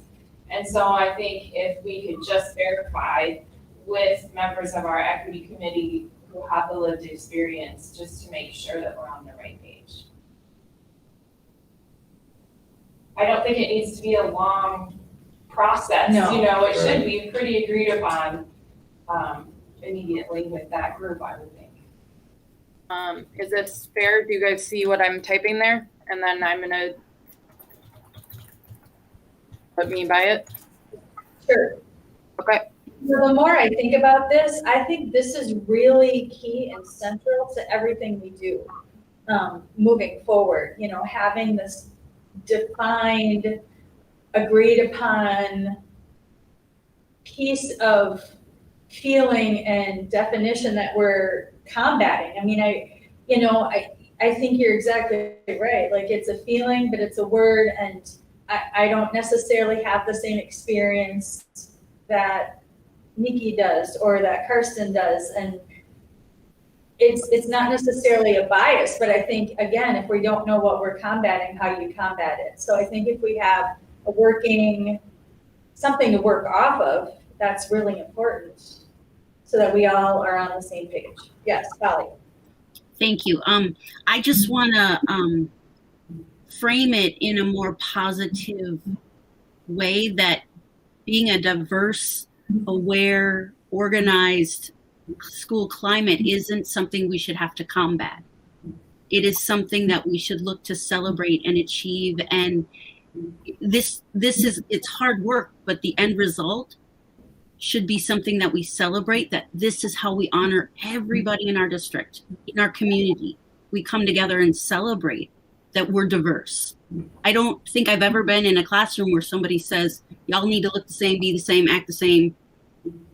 Yet we struggle with that as human beings, to accept people that don't look the same, act the same, same hair, same color, whatever it may be. So if we can work to frame it in a real positive, like, this is where we're headed as a community, to celebrate our diversity. I think that feels better. And I know, I understand what you're saying, Pam, in terms of the work, where some people are real reticent to understand or acknowledge. Yeah, really well said, Holly. I think you're right. We do need to celebrate our differences and not be afraid of that, and also recognize, I think you said it, Anna, that everybody,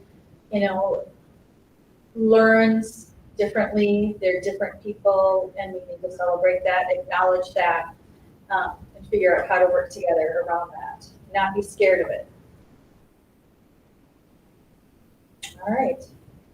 Jess, any last things before we move forward with our evening? The only thing I had was just updating. The last thing I had was updating on the progress of the training, and then the work that Anna and Jennifer had asked about with soliciting feedback. Did you still want to go to that? Absolutely. Okay. So with this, exactly what Holly and Pam were talking about, like, I think that it's our vision and our mission of Red Wing Public Schools in this work that we're doing, but we're just living it. And we're living it for all kids. And so I think that that's the most important thing when we go back and phrasing it in a positive way, just like Holly said, is that we're living our mission and our vision in a positive way for all kids. And again, due to the referendum and the support that we got in the community, this Direction 3 is where that's living, creating a responsive, safe, and open, respectful environment for all schools and programs and all kids. So we did this is going to be the update. EAB gave us some background, and then if we still wanted to check in on those school board actions and where we're at with them, and see if we needed to change anything, would be where I'm at. Obviously, these are our norms from before, so please make sure that we're still here of speaking our truth from where we come from, staying engaged, experiencing discomfort, and then, as always, in this journey that we're on, expecting and accepting non-closure. I think we are all here. We are all going to make mistakes, and please assume positive intent. I feel like that was a very well modeled by our EAB guests, and that we keep learning every time they give a presentation to make sure that they are aware of who's in the space. So I'll go back to these after. But for our staff development, we do have Dr. Shiraki Holly. He is going to do an all staff presentation around validating, affirming, building, and bridging. That'll be all staff. You all are invited to come. It is August 31st from 8 till 11 in the morning. We'll be at Treasure Island in order just the space, the sheer amount of people that we will have. So we will be out at Treasure Island and we hope that you all can be there. We will have 3 separate trainings through Dr. Shiraki Holly. We will do one that is all staff that really focuses on how we interact with each other and then with our students in the building as well, which is where his vabbing comes from. They're hoping that becomes a verb then within the district. How do we validate, affirm, build, and bridge each other and our students in the building? Then we would do culturally responsive classroom management. That would be for our paraprofessionals and our teachers, which would be in the afternoon. And then the next day, which we're working with him, is either going to be the next day or in January based on how he wants to work with our district. We need to do a culturally responsive teaching and learning jumpstart in order to have a coaching relationship with him and his team. And so, which I think is the most important, especially in listening to EAB, like we can do these one and done trainings, but the open and honest conversation and teacher coaching is really where the rubber meets the road, to quote Holly. And there are examples and districts that have been utilizing him, and George and Isaac actually witnessed him doing coaching with their teachers in Rochester, which they were very excited that we would have the opportunity to work with him again. Sorry, Holly, go ahead. I just wanted to say I would love to attend, but that's my first day workshop. So I am not able to attend, but I would love to attend. Is anything going to be taped? I actually just had a teacher ask about that because they'll be somewhere else. So that's where I'm, and my next step is how do we do that effectively? And also if he will allow us to do that. And so, but we're working on it. It might be streamed. It might be our compromise is that it will be streamed, but not recorded, so that we can't utilize it in the future for our own purposes. Absolutely. But we'll see. Jess? The date and time. Yes, sorry, that's what I was just going to ask. Yep, it'll be August 31st, 8 to 11, but I'll also send that out to you guys once I have the beautiful invite. Thank you. Thank you. So then some of the work that we would do next is this coaching within the classroom with our teachers, which that has been something that our equity team has asked for. Like, we get it, you guys are doing training for your administrative team, but what about us? And so this is kind of our next step into our work and into our plan. The other side would be our anti-bias training with all staff through Sam Oak. He actually was in Faribault as their equity liaison, I believe, and now he is working for Savage and Prior Lake. And they worked with Dr. Shiraki Holly. So he called me and said, can I come to your equity training? I need background on Dr. Shiraki Holly, but now he's going to bring his lens on what the work that they did in Faribault. And so what he's going to do is create these anti-bias 101, 201, and 301 to do throughout the year. With him and I will then build follow-up discussion and conversation starters for our directors, for our principal building leads, to be able to have those conversations on the ground with their staff at the level that that they understand, right? That they're actually going to have conversations with and about our students, and then with and about our staff. So that would be the update on our staff development side of the equity plan. And then did somebody's name? I heard a noise. No? Okay. And then the last thing, and I'll let Jennifer and Anna, and it's not pretty because we don't have a mock-up of it yet, but Anna and Jennifer, I'll let you talk about kind of the why we have the postcard.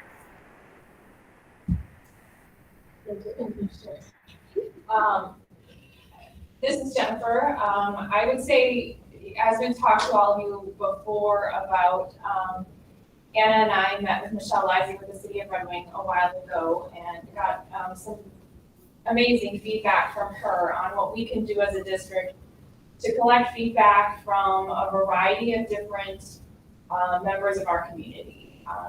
In many ways, it feels that we're getting feedback from some of the same people over and over again, the people that know, feel the most comfortable in contacting us. So what we would like to do is do outreach and connect with the community in as many ways as we can and as many places as we can. So through our discussion with that, Jess proposed a postcard idea, and this came from Michelle too. It's something the city had done, but the idea was to create a postcard and keep it very simple that we could hand out to community members at particular places. So it would be a place where school board members or other members of our school community could go and meet with community members kind of one-on-one in a quick way. For example, we could be outside Caldwell Pool one day and have the postcards there, have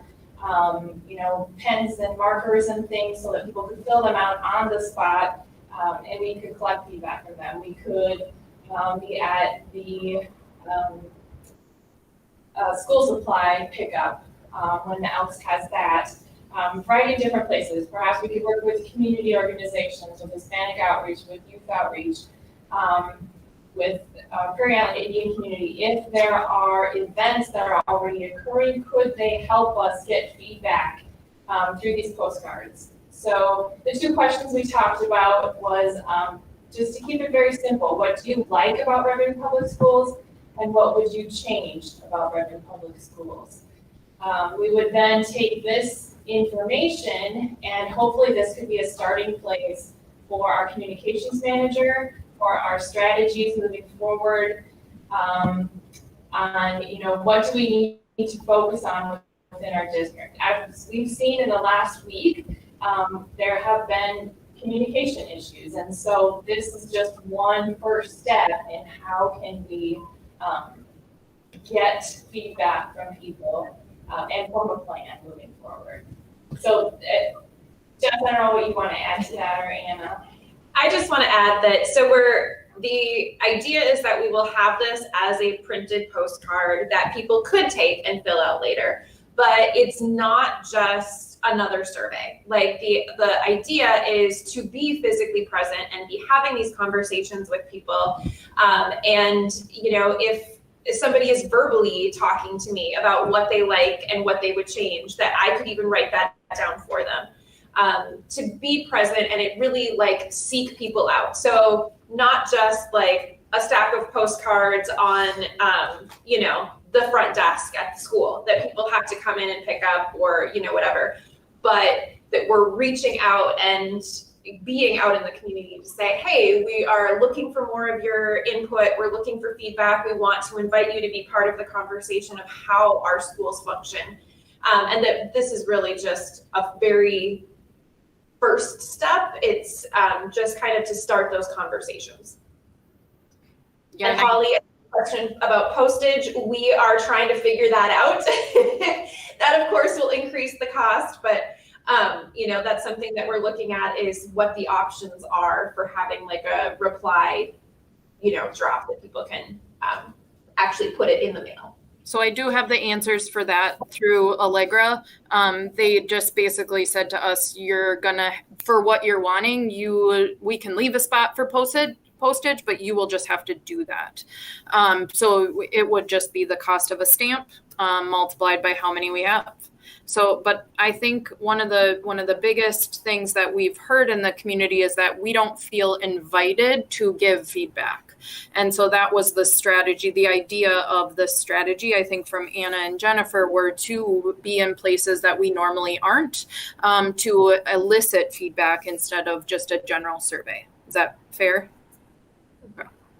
And to not necessarily have a special event for this, but to be present where people already are, especially, for the people who don't feel like they're welcome at special events that, we're trying to, the idea would be to meet people where they are.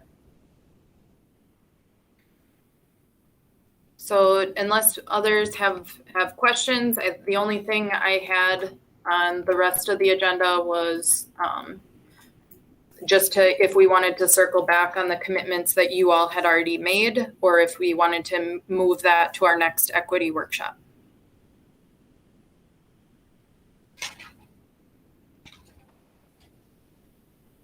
Yeah, I see a lot of yes, do this. So I'm guessing that we want to add that to the next equity workshop. I agree with that. Okay. Yeah. All right. Well, thank you all. Thank you so much, Jess. And then I will look for a motion to adjourn our workshop. We'll take a 5-minute break and come back on the other platform for our special meeting let's take a 5-minute break, so 7:25. But do we have to adjourn this? Do we have to adjourn this meeting? Yes, I believe we do, and then we'll open the other one up. Motion to adjourn. Do I have a second? Second. And I beat you. All right, we'll take a roll call vote, starting with Mr. Bryan. With who? You, Aye. You broke up. So Ms. Buck, Aye. Mr. Derricks, Aye. Ms. Ostendorf, aye. Ms. Tower, Aye. Ms. Tift, aye. Chair votes aye. We're adjourned at 7:21. Let's do 7:26 on the other one. And just so the public knows, it will be the same. The public does not need to go anywhere. Stay here, stay tuned. We'll take a 5-minute break and we'll be right back. Thank you, everyone. Oh, yes, I had to. I think it was the right time frame. Not too bad. It's not too bad. Was that your goal, 7:30? Yeah, Not an hour and a half. necessarily, but, you know, log us out. it's always good to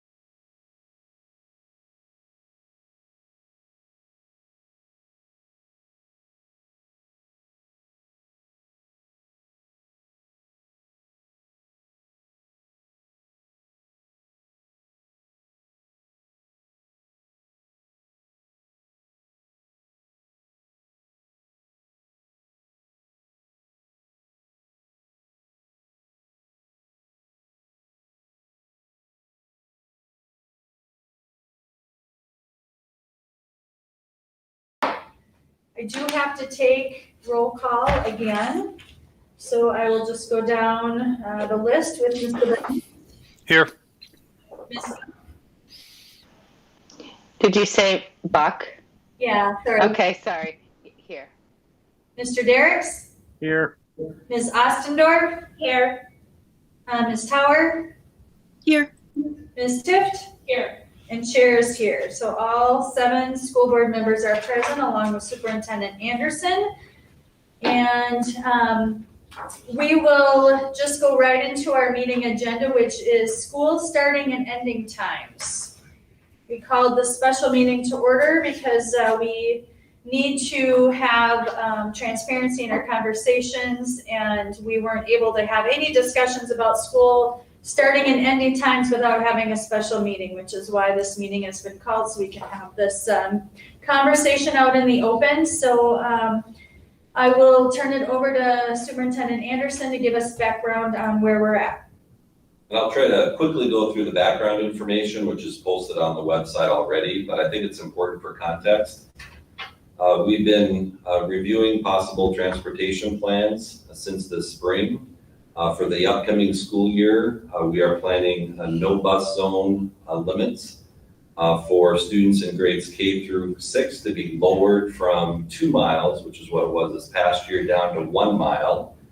That's consistent with referendum promises. Older students will still have a 2-mile walk zone, though, for this year. There will be few, if any, transfer buses, and we're excited about that. In fact, right now, we're not planning to have any, but you never know, there might be just one need somewhere in the system. Of course, this means shorter bus rides for students, fewer discipline issues, and fewer concerns about students in busy parking lots going from one bus to another, as all of us probably recall from Twin Bluff in past years. In the spring, as a result of a need to make some budget reductions, we did agree to budget reduction that relies on a 2-tier bus transportation system.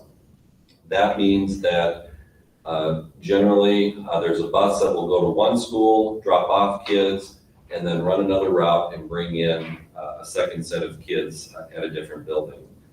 This system reduces the number of drivers and buses needed, but does require staggered school starting and ending times, obviously. We've discussed these transportation issues in some budget meetings this past spring, as well as an agenda committee, operations committee, and then the school board meeting on June 7th. During the meeting on June 7th, there was a motion passed to, there are a couple of motions actually that were passed. First of all, to finalize an addendum to our current transportation contract to reflect First Student's proposal to implement that 2-tier system, and then also to authorize the superintendent and administrators to determine starting times based on the discussion that we had that night. The second part of that was with a high school starting as first as discussed. In July, I briefly mentioned verbally during the meeting what those times would look like. And if I could go back a little bit, on June 7th, there was a rough draft of potential starting and ending times that was presented in writing during the meeting. So we've talked about this on several occasions. Since the July 19th meeting, we've come through several different iterations of the schedule based on feedback from our transportation contractor and router, as well as building and district administrators.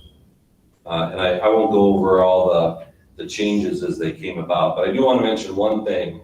During the June 17th meeting, we had talked about the possibility of trying to start the high school kids at 8 o'clock instead of at an earlier time. And so one of the drafts did include that potential time at 8 o'clock. In the end, it wasn't suggested for the reasons that I described there, largely because we need either an hour and 10 minutes or an hour and 20 minutes between the buses at the end of the day. So that was a big part of it. You can see that after some times were sent to parents via email, there's been considerable feedback from lots of people. By far, most of the feedback from parents has not been supportive of starting elementary students later in the morning. By far, I have received some feedback though from parents who like the schedule as it's proposed, but by far most of the feedback has been opposed to it. So I want to be open and honest about that. As Jennifer said, the communications out to parents could have been better, and that's my responsibility. But I think regardless of the message, I think there'd be parents with concerns about the schedule as what we have planned. So as a result of that, Pam asked me to call a special meeting, and so that was set up for tonight. And my thinking is that hopefully we can discuss this further and then choose the actual starting and ending times, just to make sure that we're all on the same page in terms of moving forward. I have 3 versions here. Version A is just what was released to parents, and so I don't think that is going to be recommended by anyone. Version B is a slightly different schedule than what had been sent to parents. It has an earlier start time for the elementary schools at 8:55, and then the student day would end at 3:40. The high school kids would be at 7:45 to 2:30. A couple of things changed compared to version A. First of all, the high school did reduce the length of the proposed day from 7 hours to 6 hours and 45 minutes. They really wanted 7 hours to make the schedule work as effectively as what they'd like. But they did reduce each period by 1 minute, hallway passing time by a minute, and then also reduced advisory time by the same amount. So they did get it to 6:45. It's not, they'd rather have 7, but they can make it work at 6:45. The other thing that changed is I was really hoping that we could get buses to the elementary schools and park before the kids were released. That was one of the things that I really held close as long as possible. In the end, that is a huge factor in terms of determining ending time for the elementary kids, and it just did not work out. So I do have elementary kids in version B being released at 3:40 with buses at 3:45 arriving there. Mr. Pagel's already indicated that he'll work with the other elementary principals on some of the plans that he does with his teachers in terms of releasing kids and getting kids to the buses. So we'll make that work. But it's not as ideal as what I hoped with the version A. And so that version would include high school kids starting first and then elementary kids coming back on the second route. Version C has it the other way. And so version C would include, as you can see there, elementary students learning from 7:50 to 2:35 each day, which is more close to compared to what we were doing this past year. And then high school students would start at 8:50 and go until 3:50. You can see the parent bus drop-off times, the first bell, and also the parent and bus pickup times there as well. So really, I think it comes down to 2 of the options. One with high school kids going first, and the other with elementary kids going first. You can see the recommendation still remains version B with high school kids going first, but I wanted to outline some of the reasons just to get it out there. First of all, the actual request for high school kids to come in first came from the high school itself, and they really emphasize the importance of learning time for our student athletes in the classroom. They're concerned that if high school kids are going second, if they're starting later in the day, that we'll have a lot of student athletes missing class. And just as important, we'll have a lot of coaches missing class We have just over 35 coaches at the high school. And so if their sport, of course, needs to leave early, then they'll be leaving early, and therefore, we'll have to have substitutes cover those classes. So that's the primary reason for recommending version B. There are also some kids and their parents who've expressed concerns because of work for kids after school each day, as well as the impact on some other youth groups, throughout the community.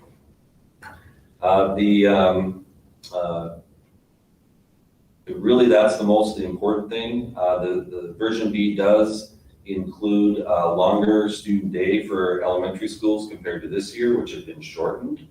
The reason for that is that principals and teachers express the need for a few extra minutes in order to cover the curriculum that we need to do on a daily basis.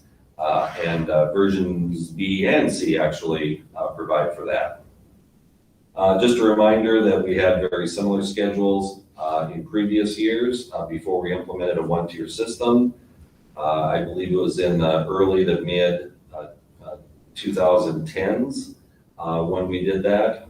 For example, a common schedule at Burnside was 9 o'clock or a 9:05 start, and then kids being excused at 3:30. It varied from year to year, but there were like 3 or 4 years where I saw that particular schedule, so I wanted to include that. And really, that's all I have. That's the recommendation. There are definitely positives and negatives to both schedule possibilities. Board members have really received a lot of strong and logical feedback about why they want a particular schedule. And so I think we're well versed as far as what we need to know to make a decision. Arlen. Thank you. I got a lot to say, but first I want to ask a couple questions.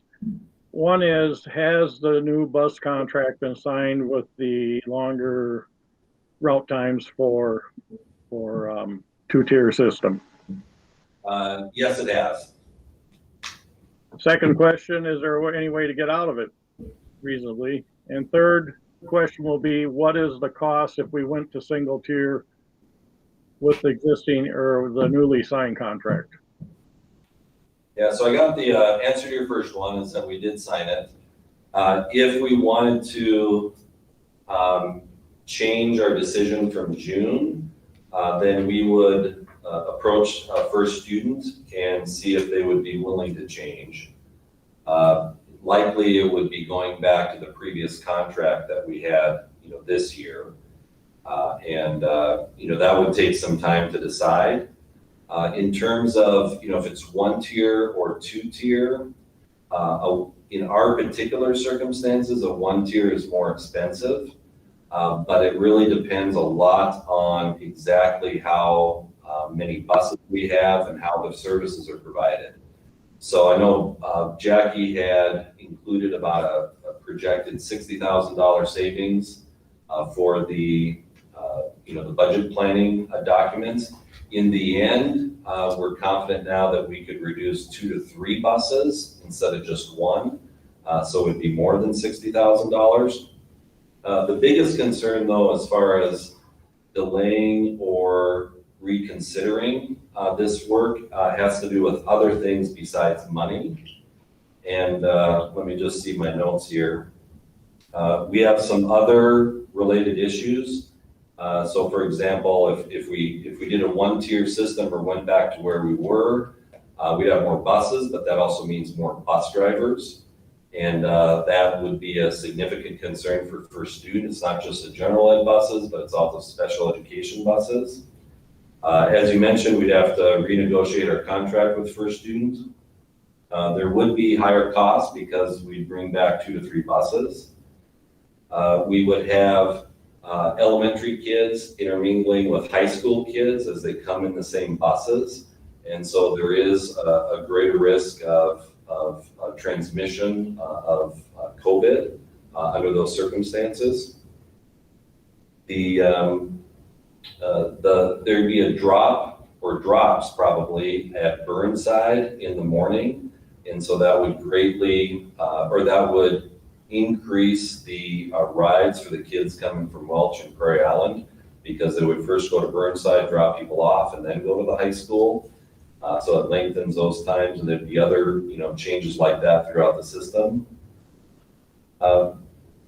Another concern is that the bus company is a union shop, and their expectations are that we get them the bus list in the second week of August. And I think that would be incredibly challenging. And so I don't know what the repercussions of that. And really, changing between 1-tier and 2-tier and back is kind of a transformational thing. It's not something you just do in an afternoon or even a week. I mean, it takes a lot of careful planning to implement it. So I know that our router and our bus company do not suggest going back to that at this time of the year for this coming year. A year from now, it's a different story. But I think for now, this year would be overly challenging. Can I ask just quickly, not only bus drivers, but we need monitors for each bus as well? Well, we need monitors in all or most of the special education buses, or the buses that serve our kids with special needs. Mr. Bryant, you're up next in the queue. Thank you, Madam Chair. A couple of things, I guess, I think we all were just a little bit surprised by the email too. And I don't recall, and maybe anybody else here on the board can recall, I don't remember hearing a 4:10 finishing time for elementary school. Did anybody else hear that? And that's what you stated, you reported at your administrative team report, but I don't remember hearing that. So that really kind of got, I think, the ball rolling. As elected people, we get emails all the time, but this one really fired things up, and our job is do the best stewards of the school district and everybody and listen to our constituents. And that's why we're elected. We're hoping that we do the job that we're supposed to do. What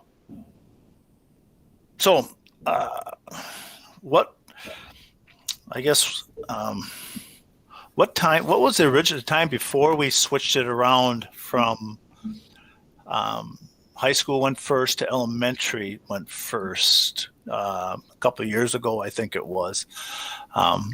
With that, what was that time? And I have a follow-up. Do you remember? 2018, 19? Is that what you're wondering? I don't know. Whenever we switched the times from the high school to the elementary went first, and then what was it before that? I guess everybody went, I know. So maybe that's not an answer we can't come up with. Yeah, I don't have that particular year's data. I do know that the biggest concern about that particular busing system, at least from my perspective, would be the reliance on all the transfer buses. And so we'd have kids who would be driven to one school on a regular route, and then they'd have to wait at that school and then get transferred to a second school. And so those bus rides were, significantly longer. I think that was the big issue with that. And then also just the reliance on all those transfer buses. That was a really tough challenge. But we kind of did away with that when we went to the neighborhood schools, so to speak. And then we closed Jefferson. So now the kids walk or get on a bus and go to that one school instead of transferring and all that. So yeah, I got more, but I think I want to hear others talk.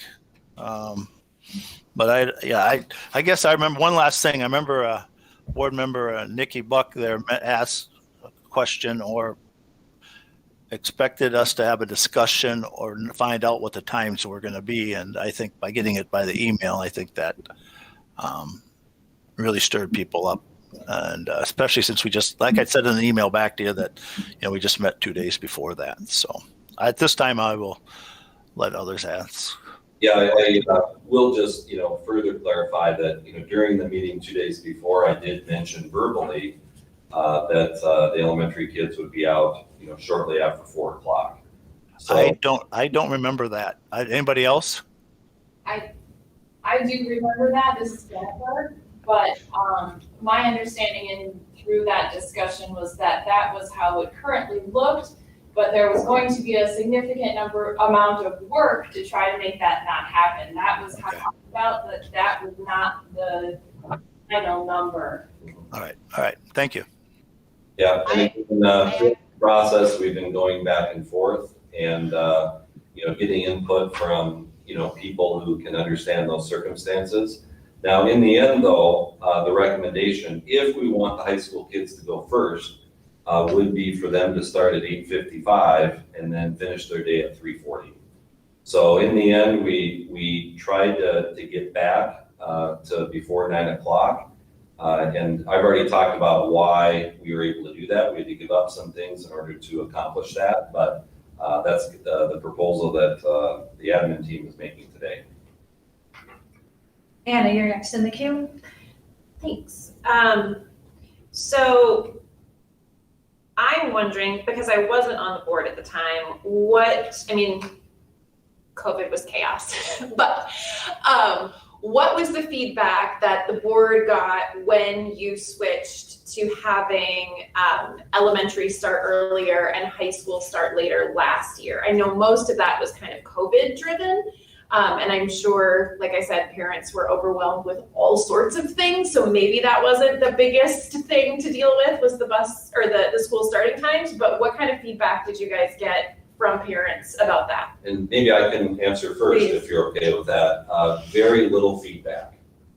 And, which is good. But as you said, there were so many things going on. And I think everyone understood that things had to be dramatically different because of the year of the pandemic. And so very little feedback. I'd hear comments from time to time about, concerns with the elementary kids walking to the bus stops early in the morning when it's dark, during certain times of the year. That was one concern. The other concern is it's a change, it's a significant change that occurred. And much of the feedback has come after the year presented itself. So we didn't have fall sports, so there really wasn't a lot of feedback about student athletes missing class. But then as we started the winter, and then especially in the spring when you have outdoor activities, we heard more of that feedback. Jennifer. As Arlen said, I have a lot of thoughts, but one thing that I keep coming back to is just the idea that when we know better, we do better. And I feel like at that June 7th meeting, we didn't have all of the information. And I think that I take responsibility for that, in that we, and I've been saying this over and over again, but we as a district need to solicit feedback from everyone involved. We need to make sure that everyone has an opportunity to share how they are feeling about situations such as this. This is a big deal for families and for staff. And I feel like we could have done better in giving the community the opportunity to share with us how they feel about this. Now, we obviously can't please everyone. There are a lot of components to this that as community members, even as school board members, I do not know about, am not involved in. And so we have to put trust in our administrative team that they are going to give us all of the information that we need.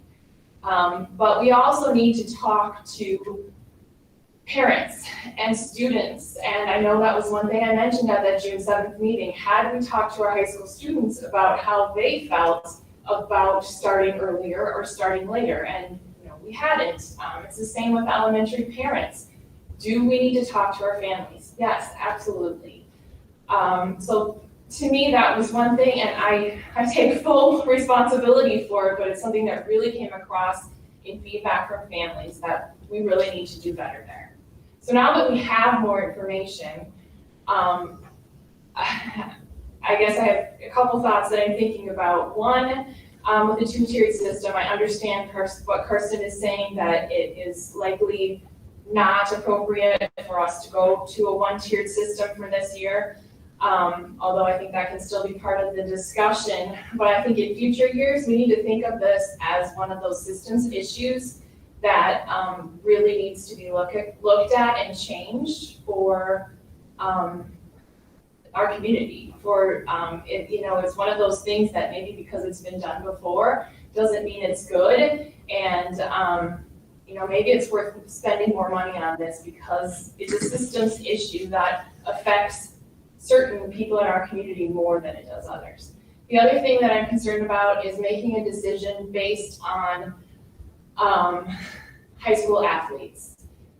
This was something we talked about at the June 7th meeting, and several of us had brought up that there are studies out there that show that it's better for high school students to start school later. When we look at the information that was presented to us for this meeting about other districts and in our conference, a lot of them are following that and have changed their schedules so that their students are starting later. And so I just wonder if we need to revisit that now that we have more information, knowing that yes, it affects our student athletes, but it also really affects our elementary families and students there. And I don't want to put one against the other, but these seem to be the main issues that we're looking at. Can we make a decision for high school athletes? And I have a high school athlete. I understand. I don't want her to miss school. But is that more important at this point than the lives of our elementary students?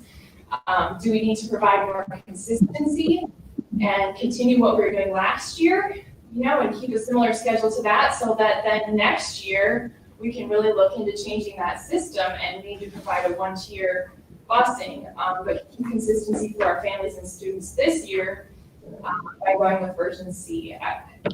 Obviously, I'm kind of rambling here, lots of ideas, lots of things to consider. If I could respond real quick. First of all, I think Jim said it well on June 7th. This is a big decision, and it's going to make some people happy and some people not happy. Just like most important, decisions, we can make either version B or C work for this coming year.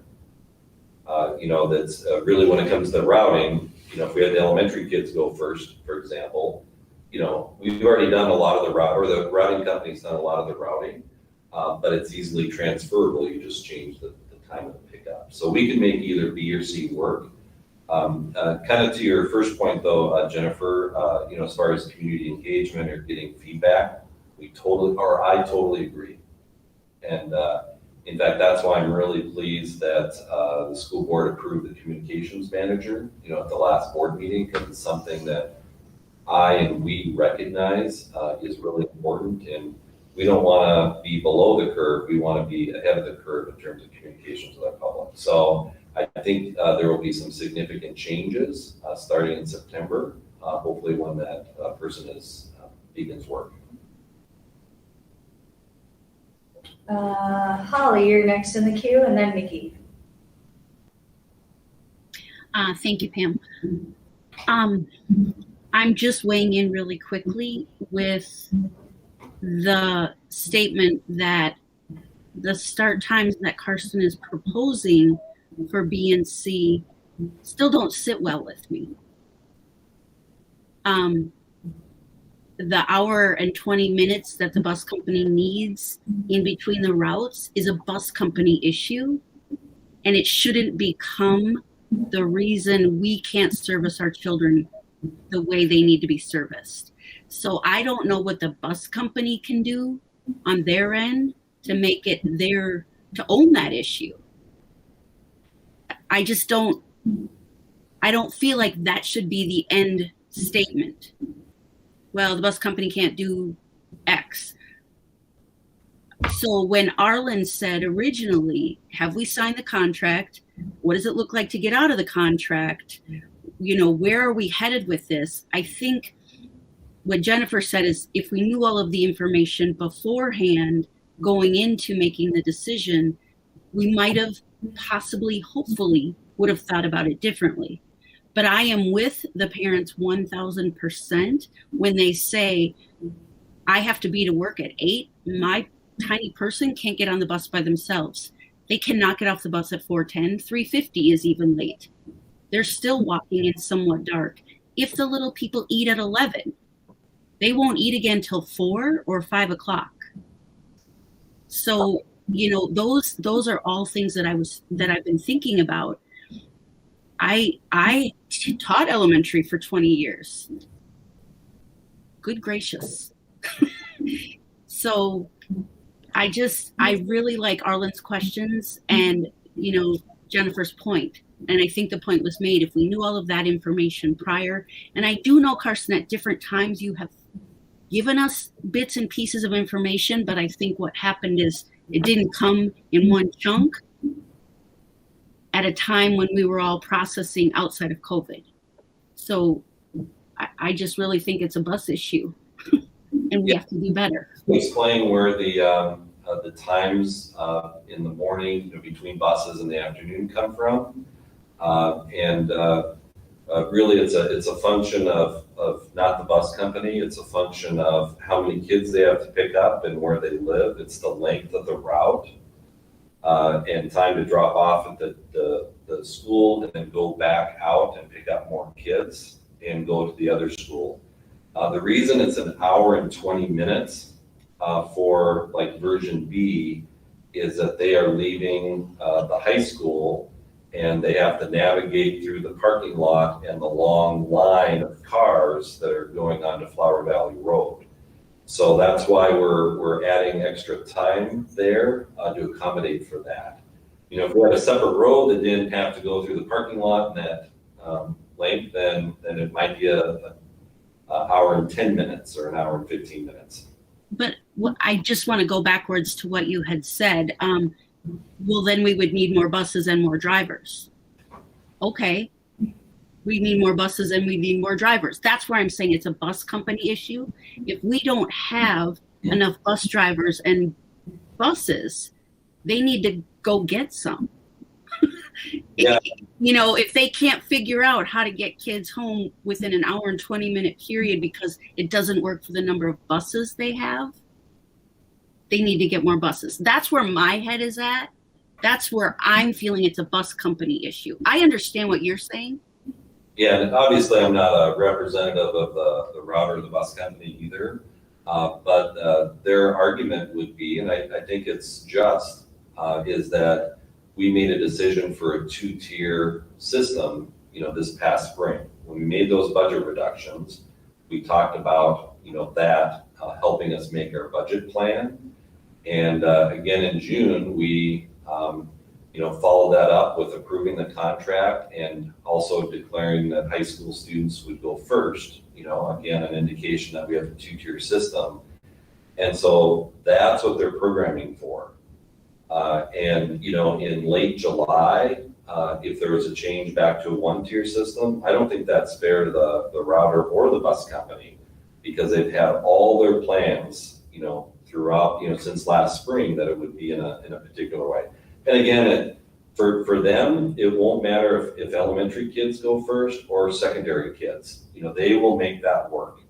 And if let's say we had a whole bunch more kids who suddenly needed bus ridership, you know, especially as we go to a 1 mile no walking or no bus zone, you know, then they are responsible for it. They have to find the drivers and the buses to make it work. But as far as a 2-tier system and, you know, all that, I think we made that decision last spring and then again on June 7th. Nikki.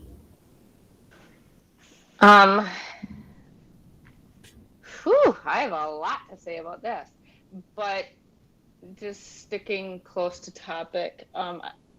When we were talking about this, to my knowledge, it wasn't just about the sports. It was about the students that had jobs afterwards. Those students also, they were complaining about the homework and having to do all those things and then do homework and getting up late. I don't know about a lot of you, but just in 2021 alone. I've had 4, because I'm a respite care. I hold a foster license. So I've had 4 teenagers under my roof. The mental health of especially our olders, just because we think that they're older, you know, that they can get their, which they can get themselves off, but like,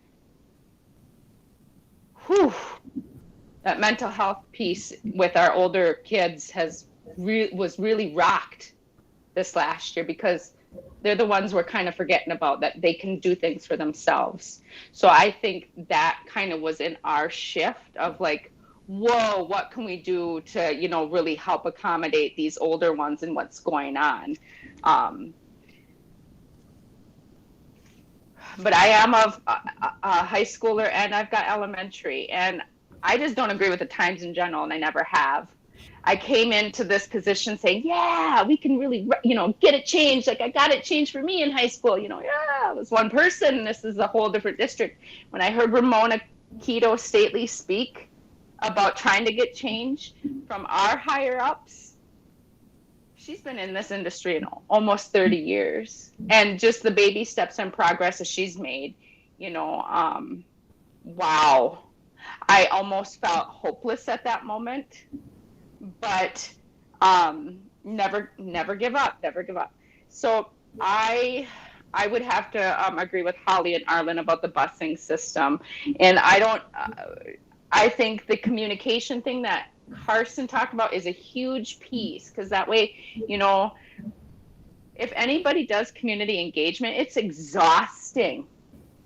It's so exhausting. And then remember who you were talking to, who you got to tell, and, you know, so I think one central location would be great to help with these things. But we do have to, like Jennifer and Anna said, maybe the more community engagement. Yes, a lot of, and, you know, these younger ones, they're a little bit more, well, we're all equally busy, but, you know, maybe they don't have time to tune in to a board meeting, you know, and things like that. I realize that we have the job too, but we also were in that spot with younger ones when our focuses weren't always in what the whole district's doing. We were just mainly in the concern of our own homes. So maybe with this communication piece, like being able to engage and outreach with, like, we know we have some families with younger students, like, hey, you know, these are the things that we're thinking about.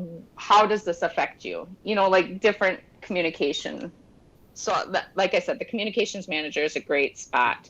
But I honestly want to, when structure is so critical to younger children, and we are in a time now that we got a lot of kids that just traumatize easily, even if trauma doesn't happen to them. We have a lot of empathetic children that really do empathize with their peers and things like that. So keeping a stable structure for these kids is really important. So I would really like to see, if we can't negotiate a contract or move anywhere, I would really like to see us all come together and really dissect and try our hardest to recreate a system and that honors everybody, because I even seen these early times, that's horrible times, and then getting off that late. We shouldn't even have these kids. I can't even sit in these board meetings for more than 2 hours without trying to find an escape route in my head, like, you know, so I'm not even learning, and then we all leave exhausted. I think that's where we're gonna get to separate us from different districts as if we're creative to create our own schedule. But like the mass majority doesn't understand, we have higher ups that it's really hard to create something like that for us. But that's the only way our kids are going to survive, because we can't keep them inside. We all know what 2020 and 2021 did to our students.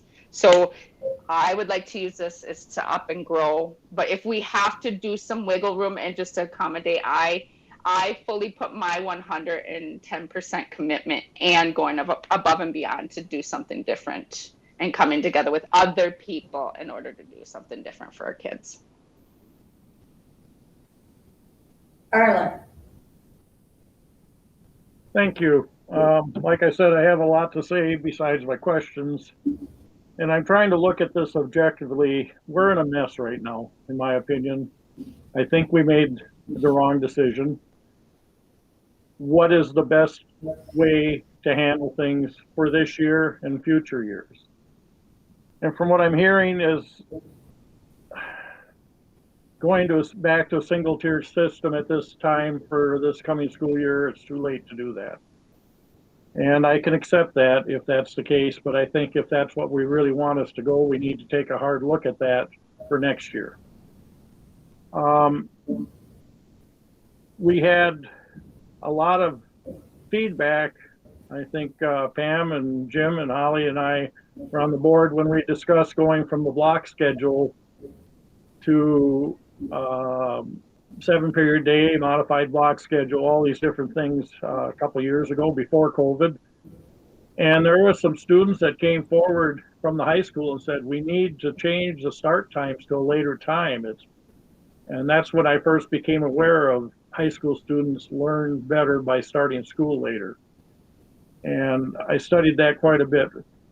June 7th, I voted, or prior to the June 7th vote, we had a poll or whatever it was to decide whether we should be going high school first or elementary first. I said I favored elementary, but I would be willing to try the high school first at that time. It was a mistake on my part. I'm sorry to the public and anybody else. In my opinion, that was a mistake. I want to go to policy 510, which has to do with student activities.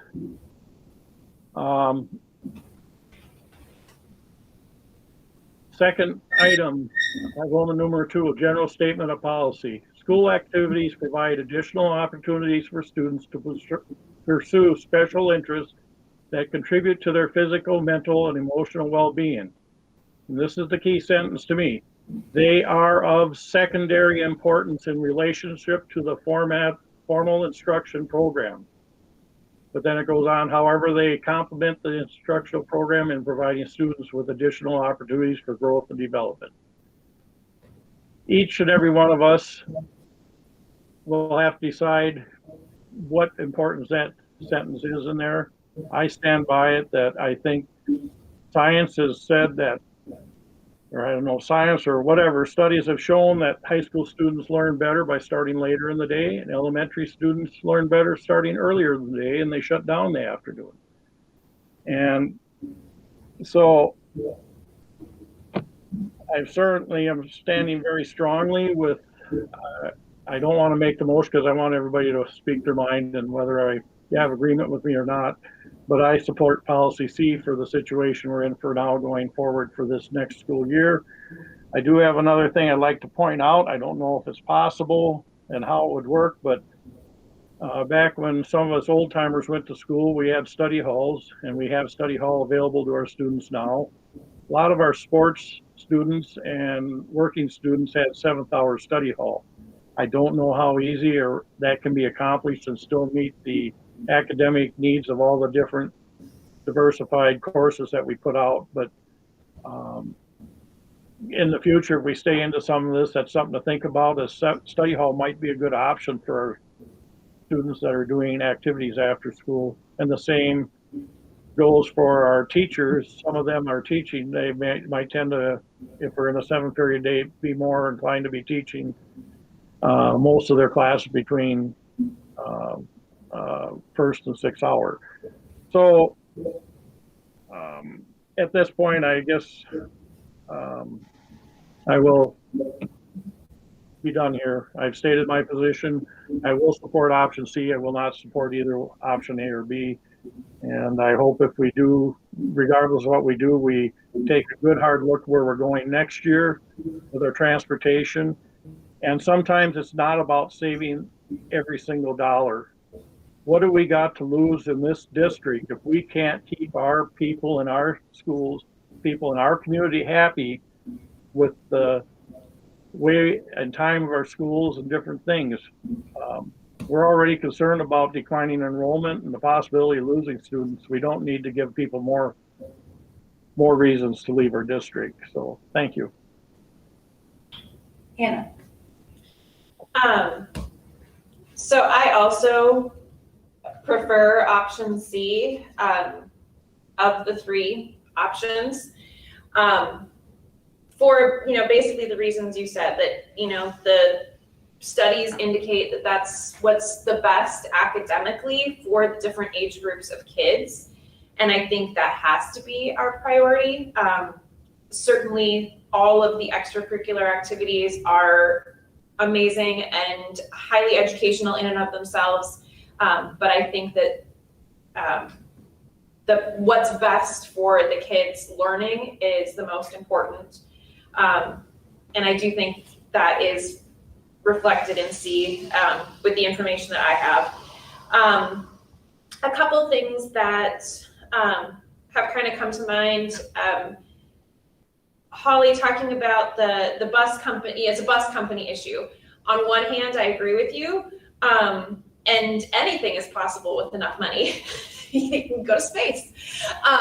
But we opted to make cuts, and I think one tier might be better, but I don't think it's worth revisiting at this time with the fact that we have the contract signed and where we're at financially. It could be the difference of 2 teachers for that cost savings. And I would rather put the money there, I guess, when we're looking at having to make difficult decisions. There are lots of things that I think we would do if money weren't an object or weren't as big of an object or obstacle as it is. But another thing that I think maybe has been missing in terms of feedback is from the teachers. And one thing that I kind of was hearing from some of the teachers is that the email that we all got was kind of their first indication of what the times might be. And I don't know, if they just missed it or if it wasn't communicated that well, but I think those teachers who are with the kids, can see when their kids have C lunch and they are starving and not paying any attention in class anymore. Those teachers can tell you that, this is not cool for us. I would imagine they have the same type of feedback for, starting times and ending times and things like that. And I hope that our administrative teams are gathering information from the teachers as far as their feedback about things like this. But I don't really see evidence that happened this time. And I think that's definitely an area for improvement because our teachers, our paras, our EAs are the ones who are, day in, day out, direct contact with the students and should have the best information to share with us about how those kids are doing, sometimes even better than their parents actually know, at least in terms of how those schedules are affecting their academic processing. So that's all I got.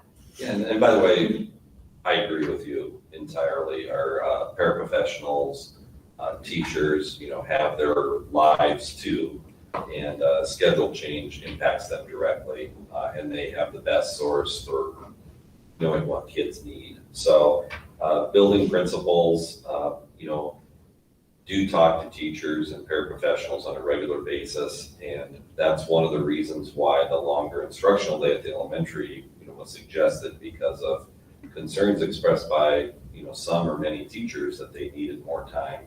But there's also feedback about how many recesses and length of the recesses and so many other things. Lunchroom time, that's a big deal. Anyway, I won't repeat everything, but we agree with you. There wasn't a formal survey or anything like that, but there was a lot of anecdotal information that was shared with building administrators because I heard it myself during many of these discussions. Holly. Thank you. So as I look at C, and I've looked at C,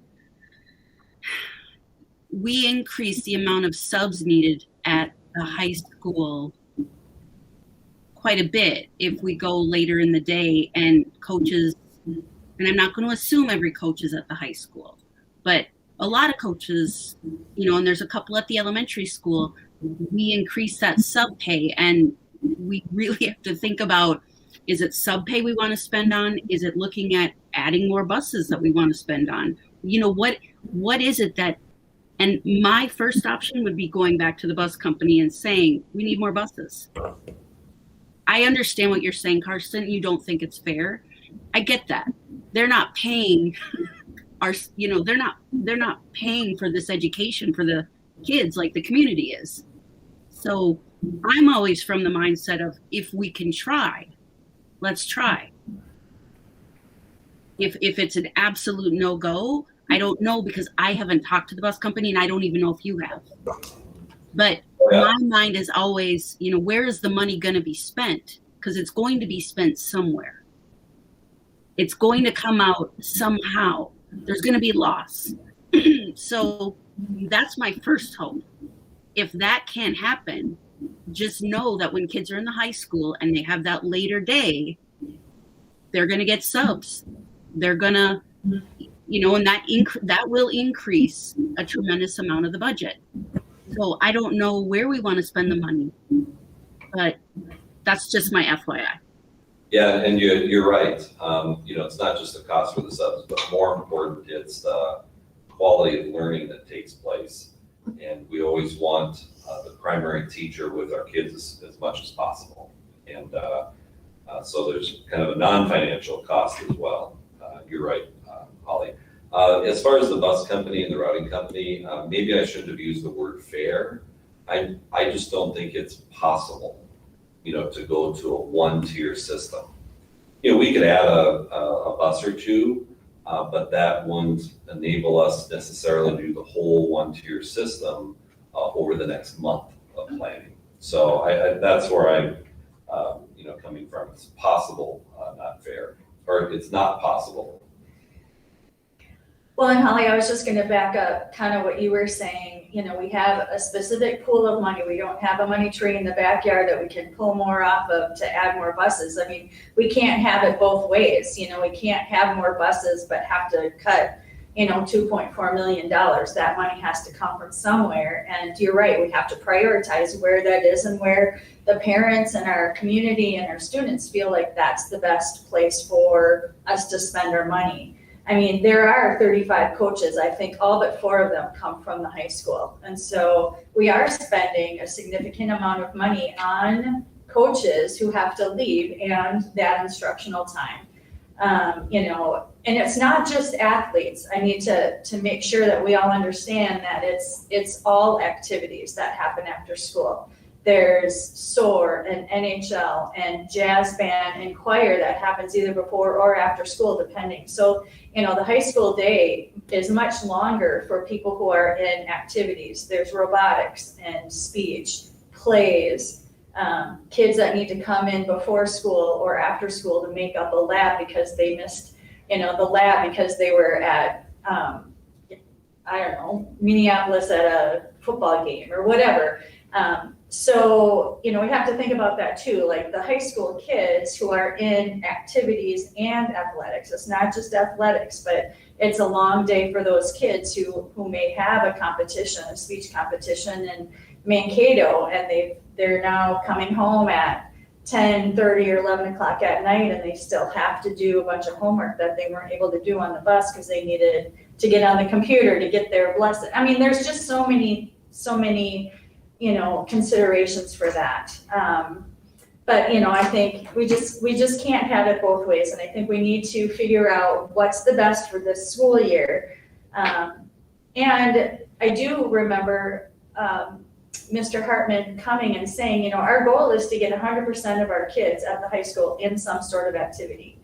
And before COVID, we were pretty close to that. And we had a lot of kids in multiple activities. So, and I won't argue with you, Arlen, on policy 510. Most kids that are in activities or athletics are much more likely to do better in school because they're in those activities and athletics. So, one feeds right into the other. So I'm not going to say, obviously we're paying, for our teachers to teach basics, and we want them to get a good education, but kids aren't going to be plugged into a great education if they don't have an outlet for their passions and desires too. Plus, Nikki, you talked about mental health. That's key to the whole thing here. So I don't want to keep belaboring this point. I think we've all had a good amount to say. Let's see, there's a couple more in the queue, but I think at this point,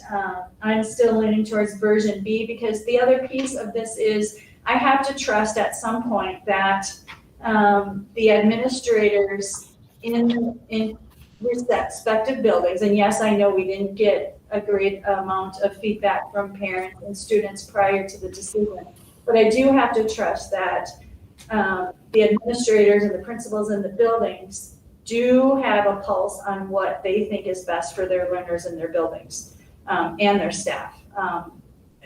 If that is wrong, shame on me, but we hire people to work in an administrative capacity to make tough decisions. And at the end of this day, we're not going to please everybody. But I hope that in the end, we are all working what's best. And sometimes we can't come to 100% agreement, and we've got to be okay with that. And we try different things, and we keep getting better, like Jennifer said. If we don't know, we can't get better. So that's all I'm going to say. Jim. Thank you, Madam Chair. Great discussion. I'm going to throw something out there. I'm the guy that kind of watches the dollars, bring them up, that we got to do this and that, which I appreciate that you all know that. So, but we did pass a motion earlier last year that we're going to save $2.2 million. Remember that? We had a finance committee meeting today, and during that time we did it, we're looking at saving $2,368,000. So it's above the 2.2. I applaud you for that. I'm going to advocate for a one-tier system. Let's go back. We have to be worried about two down the road when other competition comes along and takes our students. And if we don't do something now based upon what we're hearing and looking at still staying within our goal of $2.2 million, since we talked about $150,000 saving by going to a two-tier system and dropping the 1 mile for elementary. The cost savings also in that budget report that we got today from the finance was discontinued transportation routes as warranted, and that was a $60,000 savings. So I'm not sure where it's at 60 or it's at $150,000. So yeah, we got A, B, C. We all think A is bad. I don't think any of us would go for that. I'll advocate for a one-tier system, get our kids on the bus together. Since we have more area neighborhood schools, they won't have as much dropping off in time there. And I get the idea of getting out of the high school. I happen to live near or on Flower Valley Road, and it's tough coming and doing it from when school gets out. But we have signal lights there at 21 and Flower Valley Road and Highway 58. So I'll listen for more, but that's what I say. We go back to a one-tier system, look at continued savings down the road during the next year. Thank you. Jennifer. Jim, thank you for saying that. I think a lot of us are feeling that. I'm just wondering if, Carson says it doesn't seem possible at this point. So if we could continue that discussion to see if, is it possible really? What can we do? How can we help so that we can move forward with that? I agree completely that, as I said before, this is a systems issue. This is about changing our system to meet the needs of the families within our community. And if we have a two-tiered system there are a significant number of families that are left out. This does not meet their needs at all. And so the one-tier system is obviously the best option in my mind. I did have a question, or just kind of a clarification, Pam, what you said about the high school and activities. Yes, after school, there are a number of activities that kids would need to go to at a later time if high school was later. But is it not mostly athletics for those kids that would end up missing school? There aren't a lot of events, like speech is usually on Saturdays. So the students that would be missing school that 7th hour would be athletics mostly. But that doesn't mean that the other kids in activities, their day would be extended with the later time, certainly. And in terms of mental health, yes, we need to consider mental health for our high school students, which as Nikki said, was a big part of what we did early on.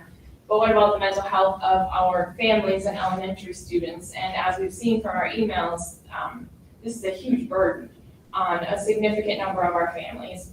And a significant number of our working class families. As I said, it's a systems issue, and two-tier system doesn't benefit everyone. So if we could come up with some solution to be able to go to that tier 1 bus system, that would be ideal. And I just want to reaffirm that I've been a proponent of a one-tier bus system. I mean, that's why it was implemented several years ago. And for so many reasons, and I won't repeat them now, but I've always been an advocate because of the budget reduction process and driver availability. It became, at least last spring, it became important for us or that's why the recommendation was go to a 2-tier to save on the need for bus drivers and also costs.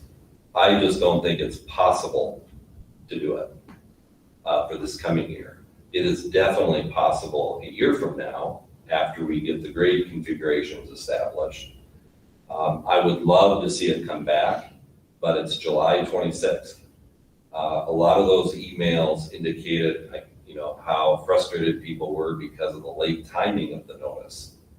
Imagine if we try to do a one-tier system and it doesn't work. They would get notices in late August that all of a sudden they need childcare. And again, I just don't think it's possible. That's my feeling. Now, as far as starting elementary kids first, that's possible. We can do that. But I think going back to a 1-tier with just over a month it's not feasible. Would it be possible, this is Jennifer, to add a couple of buses to bring the times closer together instead of completely changing tiers, but perhaps finding 2 buses, 2 drivers in order to make the timing closer together for the elementary and the high school?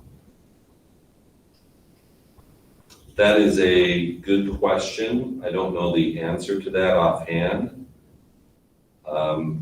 I would have to check with our router to see how much of a difference that would make.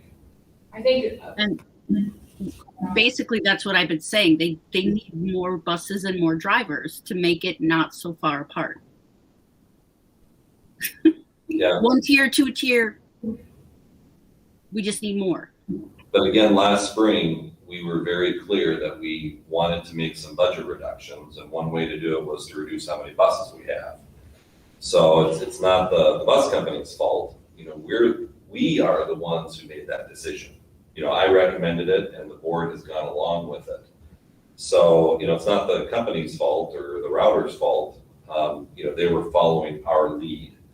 But again, as I've said, either version B or version C will work. We can have the elementary kids go first if that's what we want. We'll be able to make that happen. I wish it was possible, really do, to snap my finger and suddenly we can do all that planning and hiring of bus drivers and everything else in about a month. I wish we could. I love the 1-tier system. I just don't think it's feasible for this coming year. Nikki. Okay, just from, if we, in the future, if we move from 2-tier to 1-tier, that means that they would all start at the same time, correct?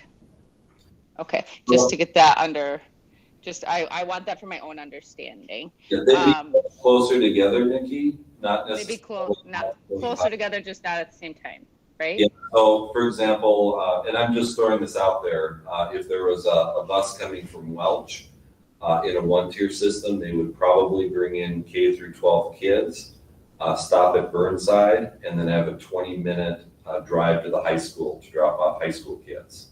That would be my guess. There's a shorter distance between the Twin Bluff and the high school, and so, you know, the times for the different elementaries would likely be different. Okay, and I just want to I want to thank the respectful emails that we got. You are the ones I'm holding right in my heart and in my head right now, as you know, when we go to make very difficult decisions, you know. I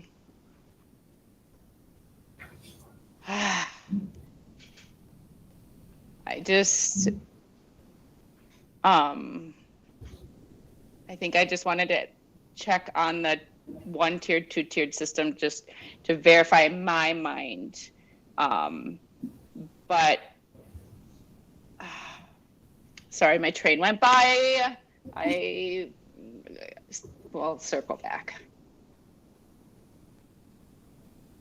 I think we've all had a chance to weigh in, and Anna, I'll give you the last word, and then we can look for maybe a motion. Well, I was gonna make a motion for I will make a motion for the school starting and ending times for 21-22 as presented in option C. I'll second it. There. Marlon. Anna made the motion, Arlen seconded. Any further discussion? All right, I will take, oh, Jennifer? Sorry, I just had one other thing. I was wondering if we went with C, if there would still be the option of talking to the bus company to see if adding a couple buses would be an option and how much that would cost, so that the high school would not have to start as late and end as late as is proposed in option C. Yes, I will, or I can contact First Student and the routing company. First Student to see if they could add 2 more drivers, and then also the routing to see what the impact would be. As far as cost, it would be $120,000 to $140,000, I would guess off the top of my head. There might be some additional costs for special education transportation as well, and so that's why I'd have to rely on their expertise. And we're confident we'd be able to find that money? We'd have to rework the budget. Well, like what Jim said earlier, is that we're tracking pretty good right now. Yeah. And so what I would probably do is just explore with Sarah and Terry to see, you know, if it's possible to do that, and then, you know, what the impact would be. I do think that, you know, potentially it could shorten the times, but I think we need to get, like, let's say if version C was approved, we want to get that out, you know, as soon as possible, so at least parents know that, you know, which group of kids goes first, the rough approximate time, and if we could shorten those times, or shorten the bus rides, you know, that's also another reason to consider that. But you know, I'd want to make sure that there's a consensus of the board, you know, that feels that, you know, spending the money is appropriate. Does that need an additional motion then for that? You know, Is it just something we could have information on Monday? Could we have more information by Monday about that? Because we meet again in a week, I believe so, yeah, we could have a rough idea, so we could revisit it if. yeah. So we can vote on this motion as presented.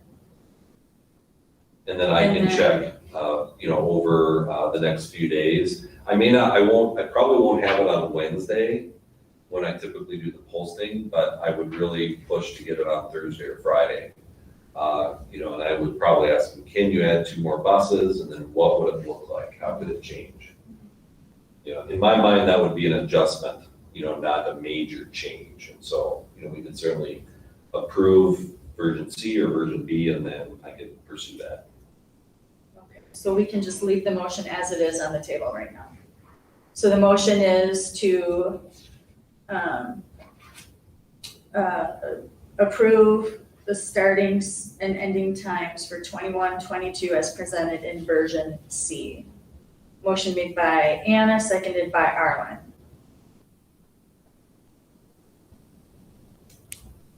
We don't need any friendly amendments there? No, all right. So we will take a roll call vote this time, starting with Mr. Bryant. No, because I want a 1-tier system. Ms. Buck? Aye. Mr. Derricks? Aye. Ms. Ostendorf? Aye. Ms. Tower? Aye. Ms. Tift? Aye. And chair votes no. So that passes 5-2. So if I could just spend a quick minute, this is what I'm proposing to do. Again, a communications message is to develop that message that will be sent hopefully tomorrow. I always like to try to get the English version and a Spanish version out at the same time. So the message might go out on Facebook first because Jamie runs a Spanish-speaking Facebook. And so, typically they kind of go out at the same time. And then at some point later, there'll be an email to parents. I'm really planning to do it tomorrow, but we'll see how the day unfolds. It's important to get the message out as soon as possible to parents. So that's a top priority. And this time I'll include a little more verbiage explaining why the decision was made to have the elementary kids. So I'll do a better job this time. And will you include the idea that you're going to look into additional busing? Yeah, I'll at least phrase it so that it's clear that we're continuing to explore options. If we can, make the times a little bit different. I don't want to overpromise. Right. That's my only thing. Right, but I think it's important that parents know that we're continuing to pursue this. Right. Mm-hmm. Can we say that it's tentative? Yeah, preliminary, subject to change. We'll come up with some verbiage for that. I think it would be important that we do have a final or as close to final as possible by next Monday, but just with the idea that it may change. Sure. But I think you need to be careful about not making it so that it sounds like it's going to be a drastic change, because Right. then parents are going to be very upset, or guardians about, oh, well, I can't do anything anyway because it's going to change again. So Right. I think if anything, you need to be clear about how, if any changes were going to happen, it would be the starting times would get closer together. And likely the high school would start earlier. Yes. Right, that would be the change. That would be the likelihood. Yeah, and my guess is we're talking like 5 minutes. Right. So this Right. is not a massive overhaul, so I Right. don't want to give anyone the impression that, it's going to be a 30-minute change. Because we have, a dozen, or we have a couple dozen buses out there, so I think 2 buses won't significantly impact, but I think we need to at least check it out Yeah. to see what the impact is. Okay. Arlen? Yeah, I was just gonna offer wording here a little bit, but I think you kind of covered it. I think basically say this is what we approve, subject to minor starting time revisions if we can bring the starting times closer together between the schools or something to that effect. You guys covered it, so thank you. And that's perfect, Arlen. Yeah. And clearly this is an issue that, affects people very, very deeply. It affects your whole life, what time your kids start school. So this is something that I think would be a great thing for us to continue to gather information about. Whatever we end up with for this year, we continue to gather information about this year and Yes. hopefully do better. But I'll tell you, I'm not in favor of spending $120,000 to change it for 5 or 10 minutes. I mean, that's not a wise use of money or a change in time. So, I mean, it has to be significant to make it worth that money. I mean, 5 or 10 minutes isn't gonna make it for me. So we'll have to readdress that on Monday if that's the change. All right, any other last minute additions? Then I'm looking for a motion to adjourn. So moved. Jim, do I have a second? By Holly. We'll start with Ms. Buck, Aye. Mr. Derricks, Aye. Ms. Ostendorf. Aye. Ms. Tower, Aye. Ms. Tiff. Aye. Mr. Bryant. Aye, and good night. Chair votes aye. We are adjourned at 8:43. Good night. Good night. See y'all later.